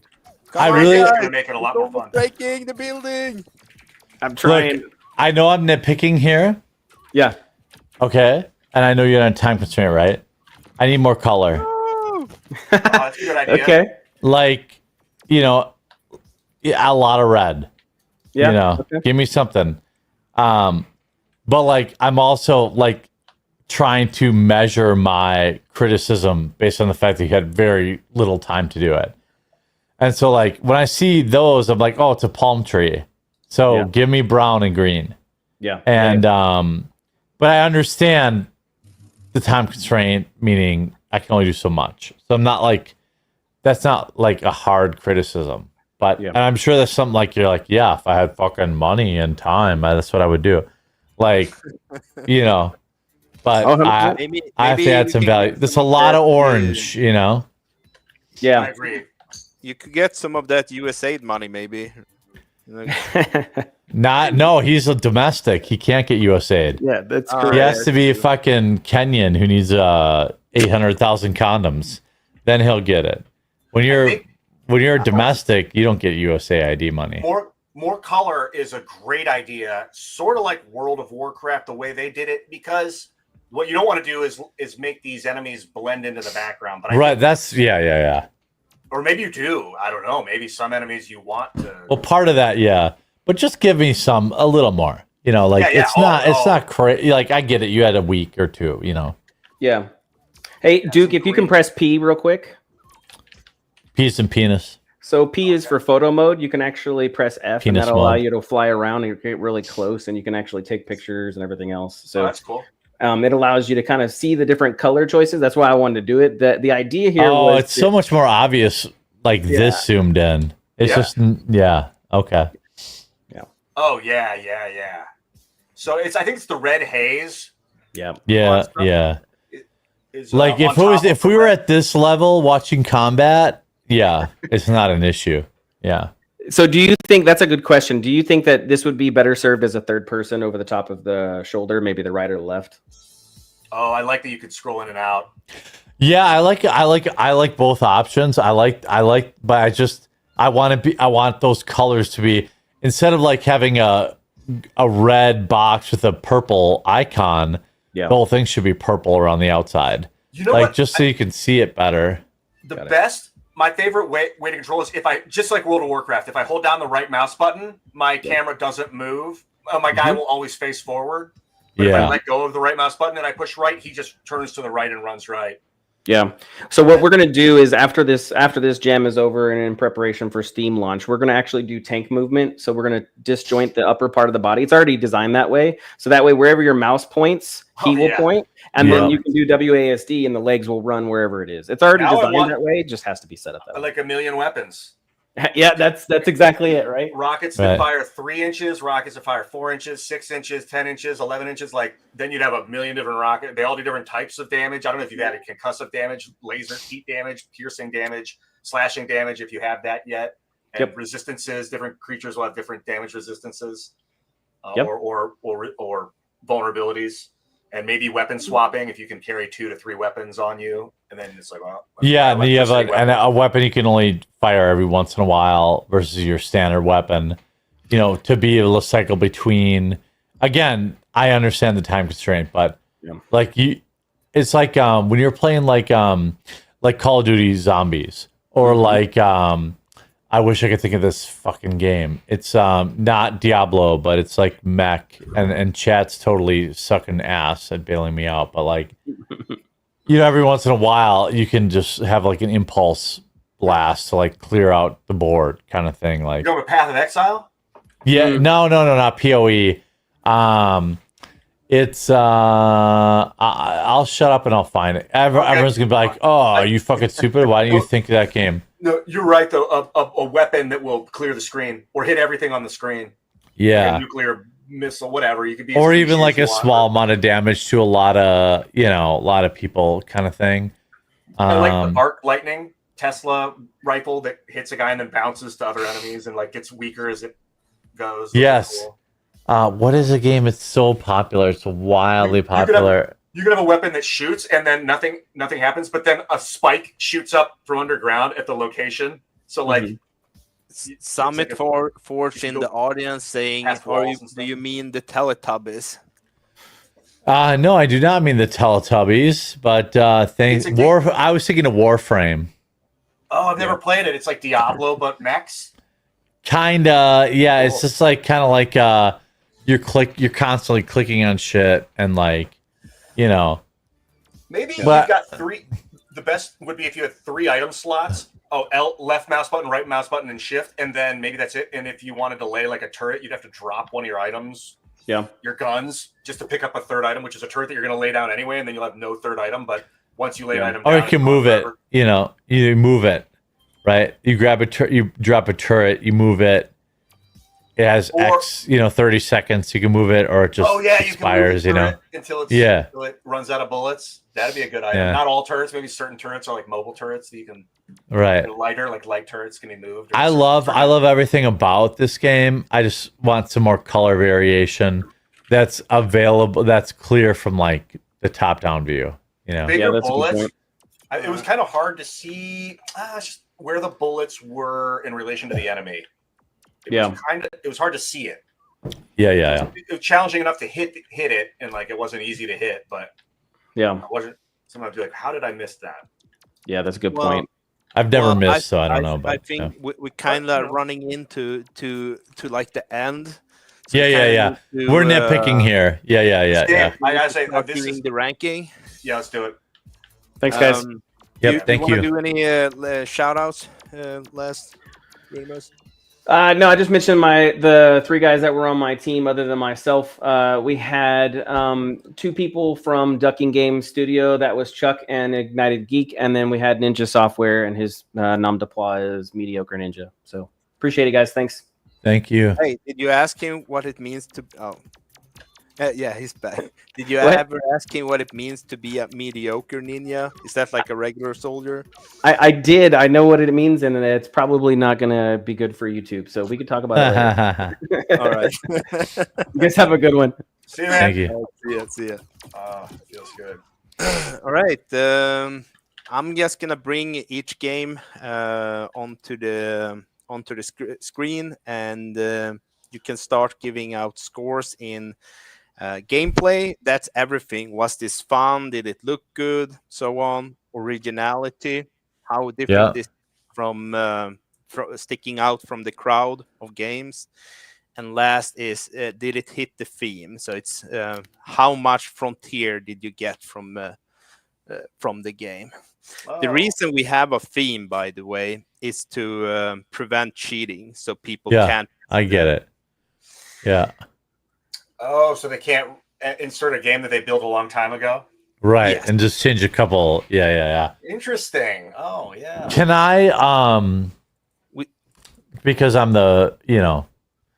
because I'm a judge, can I just lay it out what I think of each game, and then I will lay it out 1 through 5. So then if you say, hey Jeremy, put the 1 through 5, so 1 is what we put the most points on, because they all basically hit exploration, and they all basically, so here's what I want to say. First of all, Frontier is the theme. Frontier. Yeah. But like, shout out to everyone who entered. The best Frontier games were quite frankly, space dreading and probably like Dreadcast. Like they're very frontiery. But I think of the 5, which I think all 5 were very, very good, Dustmere is very, very, very obviously the cream of the crop and has the highest upside, with some polish.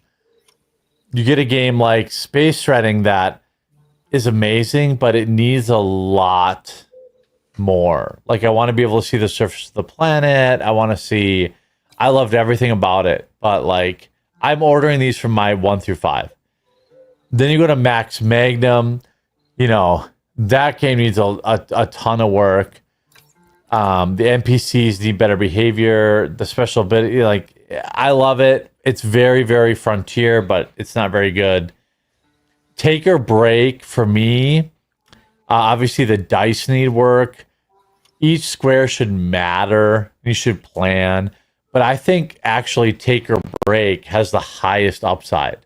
As crazy as it sounds, because that game appeals to board game people, TPG, RPG people, trading card people, chess players.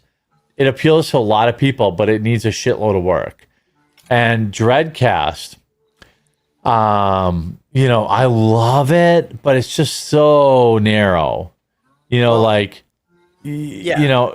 I love it, but it's just there's not enough there. What would you give Dreadcast in gameplay? 1. All right. Because the only thing you can do is cast and catch a fish. It needs so much more. But I do think that there's a lot of I think it's a great start. I think it could be amazing, but it needs it needs more. Dustmere has a 5 out of 5, for gameplay because it's 1 to 10. 1 to 10. Oh, okay. Well, Dustmere is very okay. I'll go ahead. Because it's gonna be hard for me to calculate the scores. I have a guy in the back end doing it. So one in gameplay. What is the number in originality? I mean, you could do 1 through 5 because there's only 5 games. So that's why I'm thinking 1 to 5. But can we do 1 to 5? Or just multiply it all by 2 and do 1. Yeah, otherwise you're gonna make me say it's a 2 out of 10 on the gameplay. Yeah. Dreadcast is a 1 or a 2 out of 5 on gameplay, and it's with the 1. It's not even a cruel thing. It's just there's nothing. You just stand there and hit the button over and over again and push. The front you gotta have a lot more. The mechanic or the theme is obviously maximum. It's it's a frontier. You're catching fish. But there's literally nothing to do other than cast and catch fish. We don't know what the fish mean. But it has a ton of upside. It's just the way it is. So what you can do in this one, you can catch fish and you can shop. There's a shop in between. Yeah. Really touch it a lot. But okay, so 1 in the gameplay, and what would you give it in originality? We're thinking out of 5, right? I kind of like the originality aspect of it. Yeah. Maybe like a 4 out of 5. Yeah, I won't fight you on that. I think it's cool. You're feeding your camp. Name another game that does that. I can't. It's kind of like you're running your engine or you're doing other things, and you got to decide when am I going to run the engine. That's when you're fishing, and when am I going to leave the engine off and go tend to my stuff, which isn't super common. I play a lot of turn-based strategy, colony simulation. And I like it when you got to put a guy on the research bench. And if he's not, all he's doing, he's wasting away, but all he's doing is doing one thing that has to happen is research. So you're it's kind of is it time to, so I like maybe 4 out of 5 in originality. Yeah, no higher, but no lower probably. It wasn't a lot to it yet. It's tough, but relative to the other games, I think this was a 4 out of 5. Yeah, it was super unique. You're not just blasting aliens, you're catching fish. Like, it helps seeing them all the games next to each other too to remember. Yeah. I agree with Ian. Yeah. I won't fight him on that. Go ahead. Next one. What were you going to say about originality? Well, I love the idea of feeding your camp. Like, I would have given it a hard 4 or a 5 if it was like we had the other mechanics baked in, like we talked about. Like, the type of fish should matter, the type of lure should matter, the type, like the buffs, the debuffs, all that shit should matter. So for me, I would have won a 3, but I against the other 4, I won't push back because it is the most unique of all of them. Other than, like, one of them you just blast aliens, the other one, you know what I mean? Like, so I won't fight you on that. I'll give you like a 1 on gameplay and a 4 on originality. I'll agree with that. Both those numbers. And what will you give it on theme? I like the theme a lot. It's tough because they were all very 4 of the 5 were themed pretty well. Sorry, what were you going to say, Jeremy? No, I agree. Like, yeah, it's very clearly Frontier. It's like at the most possible surface level. So I don't want to give it like a 4 or 5 because it's like a Frontier. Oh, it's a fire and an infinite, like a black spot. That's supposed to be, you know what I mean? Like, I think a 3 is very fair for like theme. It is very clearly Frontier, but there was like one game I felt like didn't match the theme. I think it was the 4th game we looked at. But other than that, right. I like the crickets and the music in this game. You know, not being there with the game running on my machine, I don't get the audio and full ambience. And I noticed with Dustmere, I was playing it, so I got the feel for the game. Yeah, literally, you feel the guy moving around and slowing down. So I'm a little biased with Dustmere, but I agree with you how awesome it was. Okay. So are you both doing 1, 4, and 3, or are you doing? Do you have your own scores you want to give, Ian? I think I'm going to give this a 4 with theme. All right. So 1, 4, 4, and 1, 4, 3. Yes. Yeah. Back end guy, take note. Well, it's 1, 4, 3.5. You know, we agree on the 1 and the 4.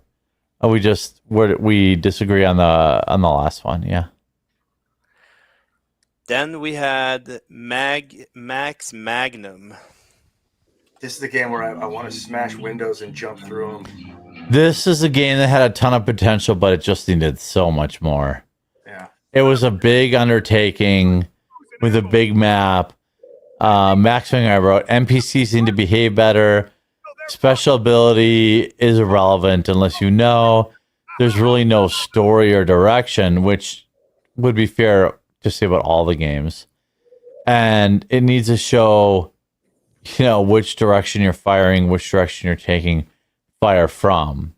But I mean, I'll say this. What are the 3 categories?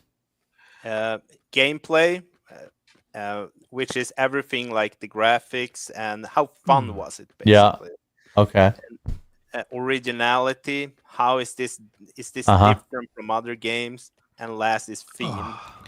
I'm gonna go 2 on 4. 2 2 4. 2 1 4. 2 1 4. Yeah, like the gameplay. I mean, I played a million games like this. You know, in terms of originality, I mean, again, I played a million games like this. On theme, obviously perfect. And it just needs so much. Like the NPCs sucked. The hit detection was good. And I think it's getting hurt a little bit by the delay a little bit. But I just want more. The problem with this game is not even the game. It's that I've seen Red Dead Redemption 2. And it like, it's not even fair. You know, like, it's not this game's fault. But also you start the game and you really have no direction other than just like go in the city. And, you know, so I think there's some good core pieces there, but it just needs, if you're going to go with this, oh my God, I'm so sorry if this sounds so mean, but like, this is like Atari game level It looks incredible, obviously way better than Atari. But I need to know more about what I'm supposed to do, where I'm supposed to go. And so I think there's great potential there. I just, like, look at the NPC. Look at that. Like, it has to do better than that. It just has to.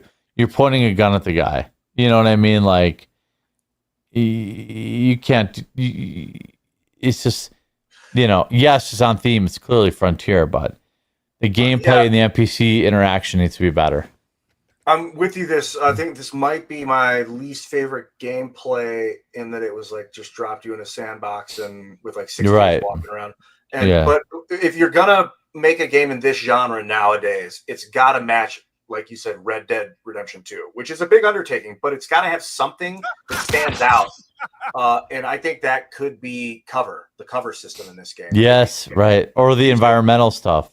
Yeah, using cover, like every square and block and anything you can get behind to reduce damage and have it be like a part of the game. Like windows break, roll through a window, roll over a bar, like hit E on that bar and roll over it, and then automatically be facing the other direction. So like it's built to like pivot and move in small spaces and almost like a tactics game with chance. Yeah. Not necessarily chance to miss, but less damage if they're behind cover. So you have to flank, positioning. I think that can improve it without making a huge open world. So for gameplay, I'm going to give it low in that there wasn't a lot to do. And I've done it before. So I'll give it a 1, I think. I don't know if I want to make sure. I would like to give everything 1, 2, 3, 4, and 5. I want to rank them, but I'm just going to say it's a 1. Then the theme, it was right on. The theme was hard to argue that.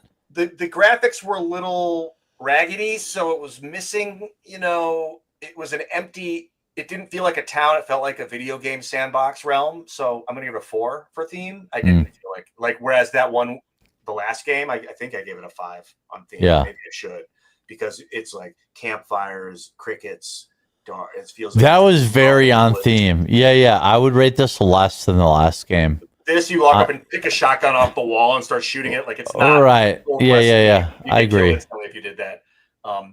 So it looks like Old West, but they didn't treat you like you were in there. You could point a gun at a guy's face and he didn't shoot you or anything. It was also a mediocre Swede playing it, And then what was the third? The third thing to judge? No, the third was actually the theme. It's gameplay. Originality. No, it wasn't original. I'd give it a 1. I mean, not right. whatever. I know.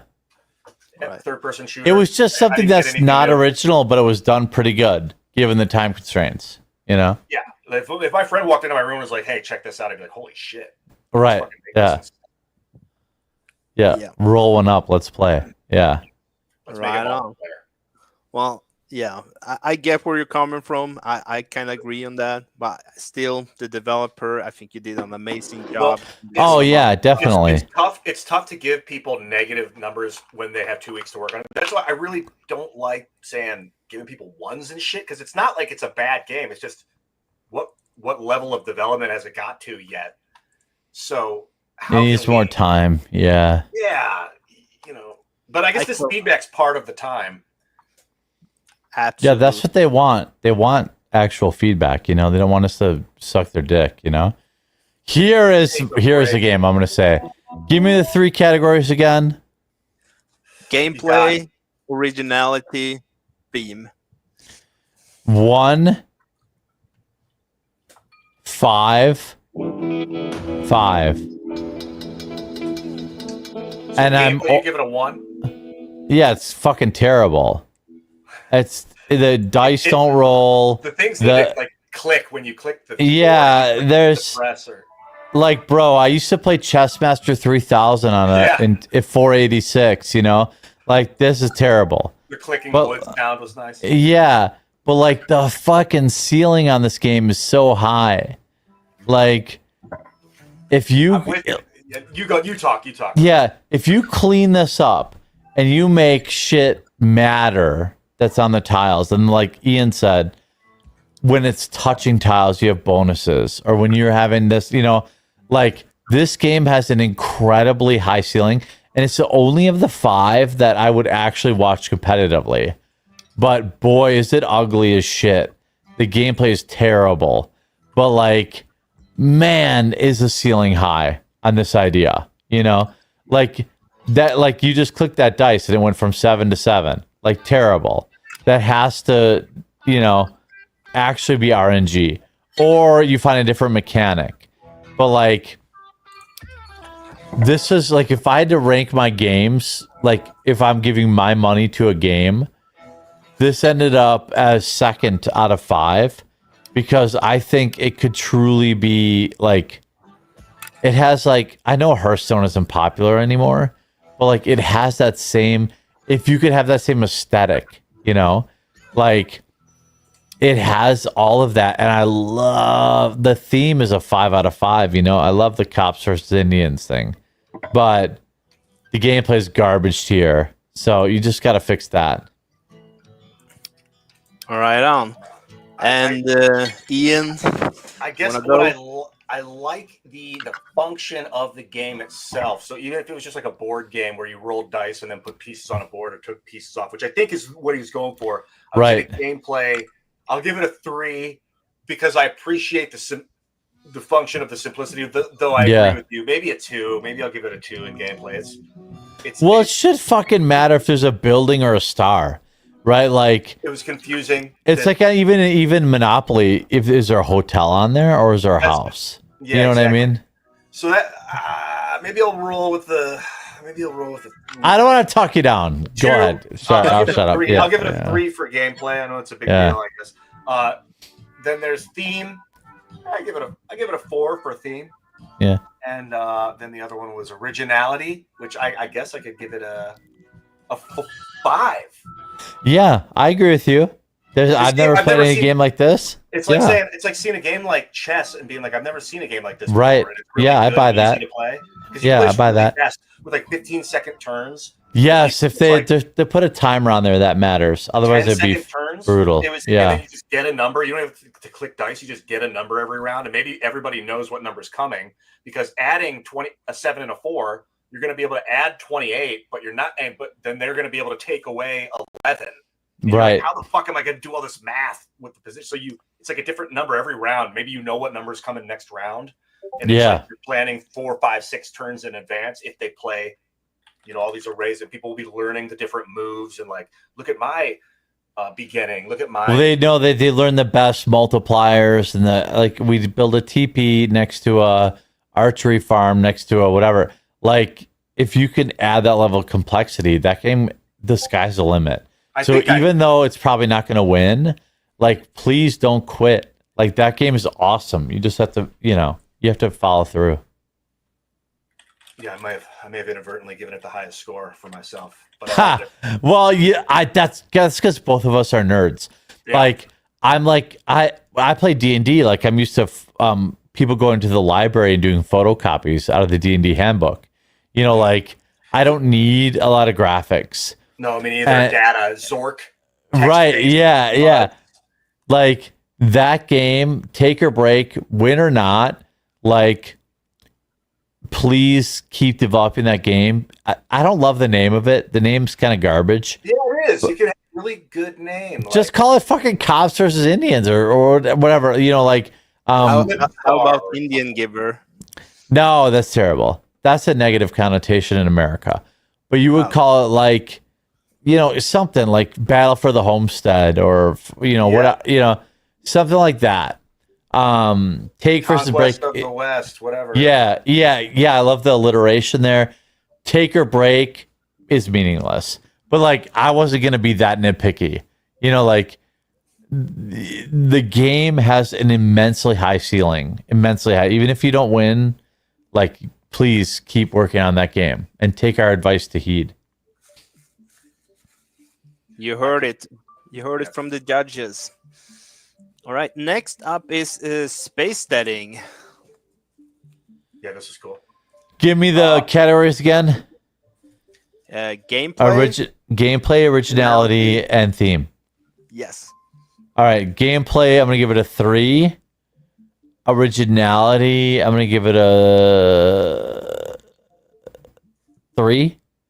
And theme, I'm going to give it a 5. Because it is 5-5. 3-3-5. Because yes, Frontier, most Americans think Cowboys, but this developer thought space. It is, in fact, the final frontier. And I love the idea of this game. I love the idea of building like these hex like space stations above them to mine the planets. I just wish I could see the planet. I could see what's going on the planet. So like incredible.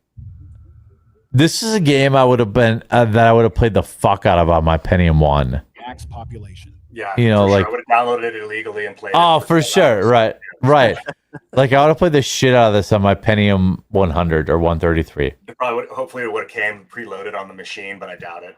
Yeah, nah.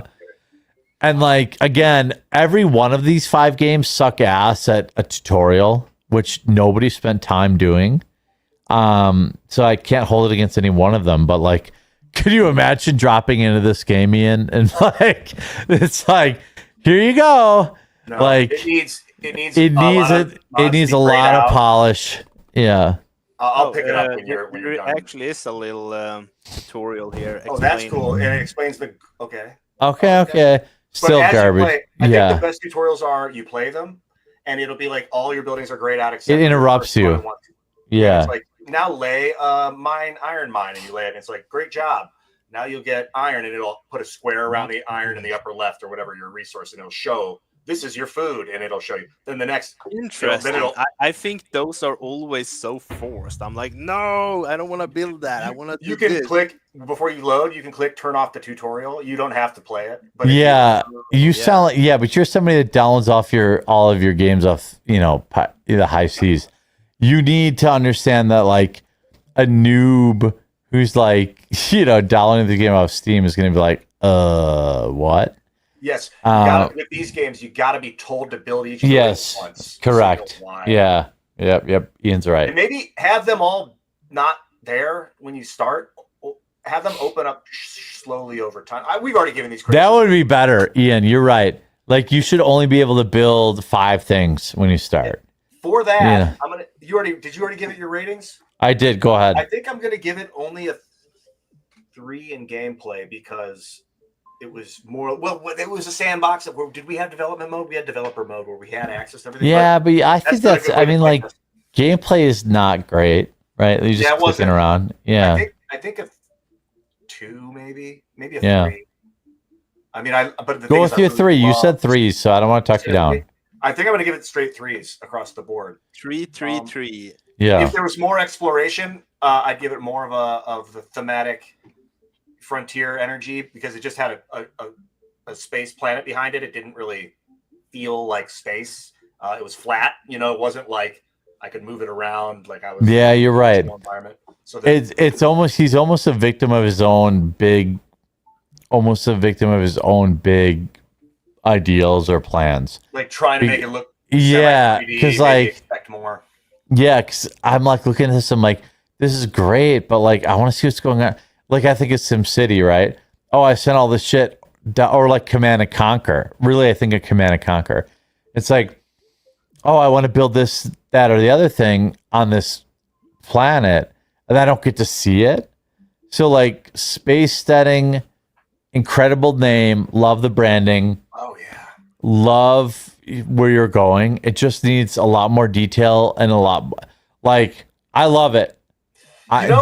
Don't quit on this idea. I love the idea of it. like the T could be like corn. Like it could be the vertical Yeah. line of the T could be like corn coming out. Yep. So like space and farming, and then really, Bro, make yes. make Yeah. vibrant the imagery of like the modules, like show the corn growing in the biome. Yes, graphic. yes. It's a very important graphical game, I think, for people. Yes, Be able to Ian, highlight what's 100%. what, like that game Memory, where you're flipping over cards and trying to remember Yeah.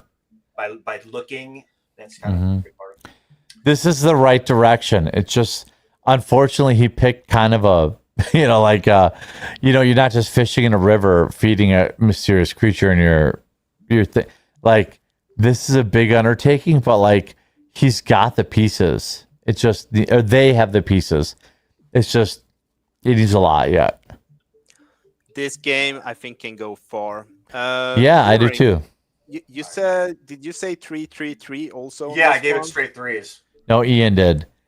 What are the categories?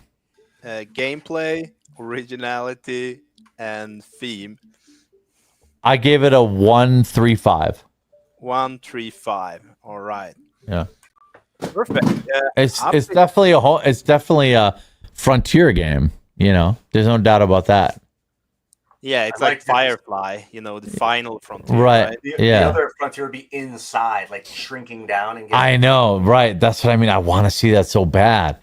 Just give me a basic ass, map chart of like, you know what I mean? I want to do a 3D game where you go inside the human body and like map a real body so you could map. Bro, have you ever done that at Epcot in Florida, Ian? No. They used to have this ride called the human body, and they like shrink you down, and you like go inside the human body, get a sliver. You never did that? No, that'd be awesome. Oh, yeah, you gotta do that. You ride around on a cart, and you're in, and it shows you all. You're in like a ship, and they make you super tiny, and you go in like their butthole. No, and then it's like, yeah, it's at Epcot. I'm gonna go. Give me the categories right now. Dustmere again. Dude, I just wanna mention on what Ian said. Someone in the jam actually made a game called Mind Frontier, where you're like controlling the person from inside the mind. I love it. Didn't cut the top. Yeah, it did make the cut. Yeah. Yeah. It's always hard. There were so many games fighting over. Here's what I'm gonna tell you. I have to take a pee, but I'm gonna go first quick and let Ian carry here. Ian, I need you, buddy. Dustmere. This is I just very. want to mention it does have a tutorial that you can play because cool. the developer told me that in the background. He was screaming, "I have a tutorial!" Well, here's what I'm going to say. Dustmere is very clearly the best of the 5. Like, even if you like, but I will score it like. If the quartering endorses any game where I had to invest my money into, it would be Dustmere or Take or Break, but I would rename it. For me, my top 2 are Dustmere and Take or Break. And I like Take or Break because of the possibility. Dustmere is the one that's like actually close to production. And in terms of like frontier, meh. I'll give it a 3. If I go gameplay of everything that has been provided, it's by far the best. So I'll go 4 on gameplay. Originality, whatever. Going through an anonymous planet, whatever, it's not really that original. 3. But I think if you take those numbers and you multiply them, that will be the highest score I gave. Because Dustmere is by far the most polished game that we saw today. But I still will die on the hill of Take or Break. If you had a better name for Take or Break, which is terrible, and the few small things like say the RNG and the dice need to work better, and you need to do more inside the game. Like, I gave out all my scores, but regardless of scores, Dustmere is clearly the best game. And so I'll let Ian take in. I agree in that. That's tough to. I think this is the best of the 5 also. It felt polished in the way I moved. Very, very easy to play and control. There was, it was missing things. We talked about a lot of the feedback. And I'm in agreement, a couple of the other games I really enjoyed. Take or Break was like, I want to get behind the mechanics, and spacefaring with the game number 4, space harvesting. That game was super fun. I like the mechanic classes, but this one was the one that was completed, the most complete, I feel like. So this is the one I would give the highest ranking to as well. I'm going to give it a 3 for originality, maybe 2 for originality. I'm going to give it a 5 for gameplay, and a I guess a 3 for theme. But as far as I know, that's the highest rating, an 11 that I gave any. And if it's not, I'll amend my other because this is the one I want to give the highest rating to. So 3, 3, 5. Yes. All right. And let's see if the back end people have a tally on the scores. I like the idea of making your guy like do a jump stomp in this game. I'm just looking at the game and thinking he even looks like the It's based robot. It's hot. Oh yeah, he does. Said he's got the red and the blue. I'm gonna talk to the developer and I hope to see a round, Dude, a mascot. We really could make a game series based off of this character, this guy. That would be amazing. Let's see here if we can get. Okay, I'm getting. He's writing to me now that he needs a second here to tally up the scores. But yeah, I totally agree with you. By the way, Dustmere definitely the most polished game. I seen the developer been working. He's been like day in day out, just sitting streaming for 12 hours while making this game. Amazing. Amazing team, working very hard. Awesome. I'm gonna say though, I think personally, I think all the games that made it into top 5 can become like really strong games on their own. Yeah, I have never seen a game through to completion. I don't know what the back end is for like really fleshing out because like the fishing game. We talked about so much that could be added to it. I don't know what that would take in the hourly, but yeah, I agree with you. The each one of those was quite enjoyable. Sorry about that. And like exciting to think that they're turning into like really like long form. Hey man, welcome back. So I gave it a 3, 3, and a 5. Right. I also thought it was the best of the 5. Yeah, it clearly was. Yeah. All right. Okay. In its current state, it wasn't even the one of the 5 that I would buy or like spend my time working on or looking at necessarily because I like simulation strategy, turn-based number calculators. So you're a take or break guy too. I am. I'm super drawn to that. And the spacefaring one. I don't know why I keep calling it spacefaring. Space setting. Yeah, space setting was. Yeah.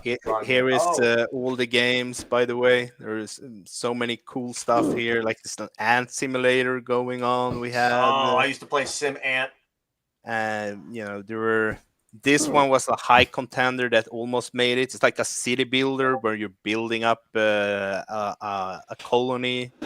Terrible. Yeah, Westcraft. Shout out. Is the best. That picture is probably the best. Yeah, that's the thumbnail. That's a great thumbnail. Can you go back to your thumbnails in that other menu if you have it, and look at like all the games? I thought that Westcraft, the way he crafted that thumbnail was just jumps out at you on this screen. For me, yeah. Hold my focus. He's gonna punch you. Not even close. Yeah, it's really interesting. It's the best. Yeah. Use a human face up close. In this one, you actually slap wolves. I like that. The guy just goes up to them and slap them. By the way, like, look at this is why. Like Dustmere, terrible thumbnail. Yeah, it's too dark. Westcrawl, like, damn. Why didn't we see? Make it the guy's Dustmere, like the robot's face up close or something. Yes. No, you're right. Because you're showing me this, I'm like, why didn't I see Westcraft? Yeah. Like, and we had someone making a pun called front ear. You're basically he hit the theme 5 out of 5 with an ear on the front. Yeah. And show me Westcraft. Download it right now. Let me see it. Pull it up. Westcraft. Let's see if he lived up to the thumbnail. If you want to see the game, I would tally up the scores in the back. I'm putting $500 of my own dollars up. If this game's good. All right. On Westcraft? Yeah. I love that thumbnail. I don't know anything about the game, but my game might suck. And I will tell you if I think it sucks. But that thumbnail is great. I thought so too. It's coming right up. We play all the games through a virtual machine because people. Well, we just might overrule these Swedes here, Ian. Let's see what they got.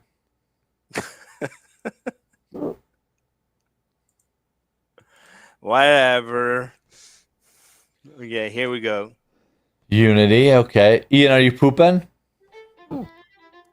Oh, I love it. Oh, it's not even in the top 5. This is embarrassing for you guys. Okay, why is there 3 guys?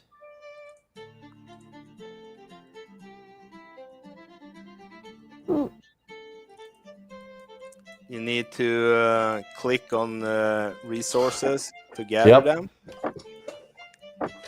Bro, how does this not in the top 5? It's already incredible.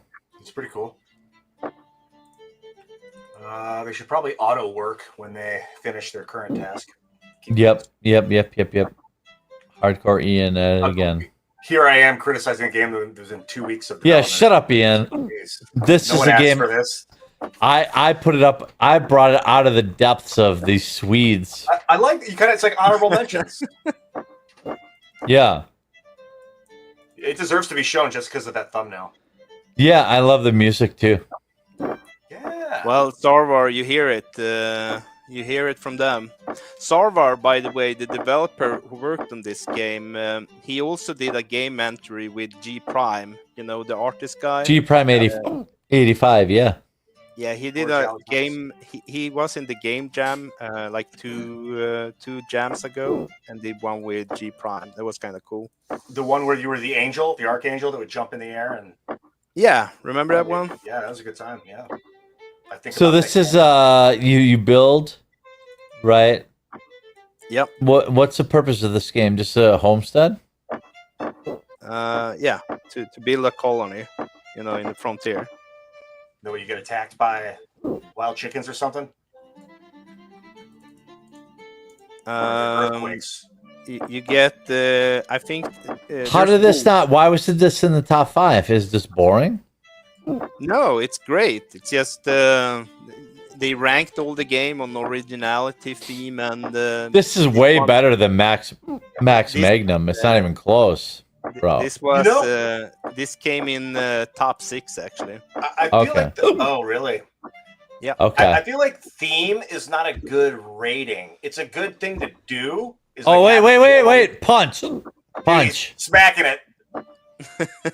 Get us other. Can we get the other? Smack with, can you bring the other guys in? Can you like triple team this wolf or no? Yeah, you can. Look at the urgency. He's just. Oh, looks like you got it. Yeah, double team it. Oh my god, dude! You don't even understand. This game is. This game is WoW Classic. Yeah. Like, if there was an XP function. Oh, that'd be cool if you could level up your guys. Like, fuck it's kind yeah, of like a dude! hybrid of an RPG and a colony. Yeah. Simulator. If they each had abilities, I mean, you could always go that route where you click on a guy and he's got his own hotbar of skills. Well, yeah, and he's like a certain level, and maybe like. Maybe like regular builders can only max out at level 5 or whatever, you know? But like, excuse me, this is a very embarrassing moment for the Swedes. I'm not embarrassed. This should have been in the top 5. This should have been in the top 5. Interesting that this was number 6 and it had a good thumbnail. Yeah, it's not like it was not close. I mean, it just got edged out. You wanna see number 7? That's also very cool. Yeah. Westcraft, I like it. I like that. I get it clearly. Westcraft, Warcraft, you know. Sarv, actually, his style, he tried to make it look like Warcraft. Right, that's what I mean. Like, he had the bear. That bear's right out of WoW Classic. Oh yeah. But like Westcraft, shout out. 100%. I like it. Sarwar is one of the better. Okay, let's see. Where is the other one that almost? We also had from Frontier Porch Hero almost made it. Let's see which. Now I'm looking for Frontier's Escape is a pretty cool image. Where did you say that one you're hovering over? I like the thumbnail. I don't know if the game's any good. I like. Yeah, no, the game didn't launch. This game did not launch, so we could never play it, sadly. But it looked cool, for sure. Yeah, good thumb. It's all right. Add up our scores. Yes. All right. Let's go for the scores. Westcraft. I would not have given Westcraft a 5 for. No, not at that. Not unless there was a lot more about to happen. Yeah. Like, honestly, I love where they're going, and I want them to keep developing, but, like, it's a WoW clone plus Minecraft, and, like, I need XP and all that shit, which is not fair, but that's what I need. Yeah, you could build, like, training buildings with that. Your guys will go in there and slowly build XP as they train. Love it. Yes, exactly. All right. Well, anyway, the final score Excuse me. is I'm gonna go from 5 to 1. All right. Space steading. No, actually, the last one is Max Magnum with an average of 2.33. After that, we have Dreadcast with an average of 2.84. Then we have Space Steading with an average of 3.0 in Shout out, third place. Shout out. Nice job. Those top 3 games, I think they're kind of in another class. All right, and now it is is it Dustmere or Take or Break who got the highest score? I'm gonna get. What do you guess? Ian and I both liked Take a Break, but I bet Dustmere won. I think Dustmere got the numbers. Yeah. But they're both pretty cool. So Dustmere got 3.33 and Take or Break got 3.84. What? Hey! Take or Break! Oh. I honestly think unique. I think the ceiling is incredibly high for that game. Incredibly high. I'm fully on board, man. I mean, yeah, Dustmere is great too. Like, let's not take anything away from that game. Everybody who submitted is incredible. The top 5 games are all incredible.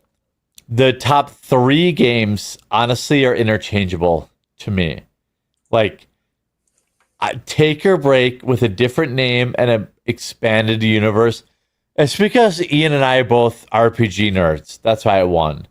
Because we saw the potential. If we were really scoring out on what it is, it probably would have got 3rd place or 4th place. But what it could be is incredible. Well, you kind of are scoring on what it is, you know? Nah, we aren't. Ian and I do what we want. I just get enticed by combinations of calculations. Yes. Well, you know, I'm really happy for you to come here and help us build culture. You know, we just do this to try to get more people making normal games again. For anyone who's just looking in and have never made a game or anything like that before, you can join the Discord. We will help you make games. Cost nothing. Just hang out, come in, make games with us, have fun. And the next jam is in 90 days. Thank you, Ian. And thank you for ordering. Yeah, thanks for having us. Yeah, I'm looking forward. I'm always happy to come back. You know, these are exhilarating. Yeah, keep grinding. Like, there's something good about every game we looked at tonight. So please don't give up. I kind of want to see what they become. Yeah, I'd love to see them again in 90 days. We'll watch the feedback implemented, because sometimes I just leave messages on like workshop message boards on Steam, hoping the developer sees it. But when the developer actually integrates what's that? Ian, next time is the 1-year anniversary, and maybe we can check in with if any of the games have made any progress. That is so awesome. What a good idea. All right. Well, thank you guys. I'm just gonna cut it here. I'm gonna go play have video a good one, games. everyone. Me too. Yeah. See you guys later. See ya. Peace.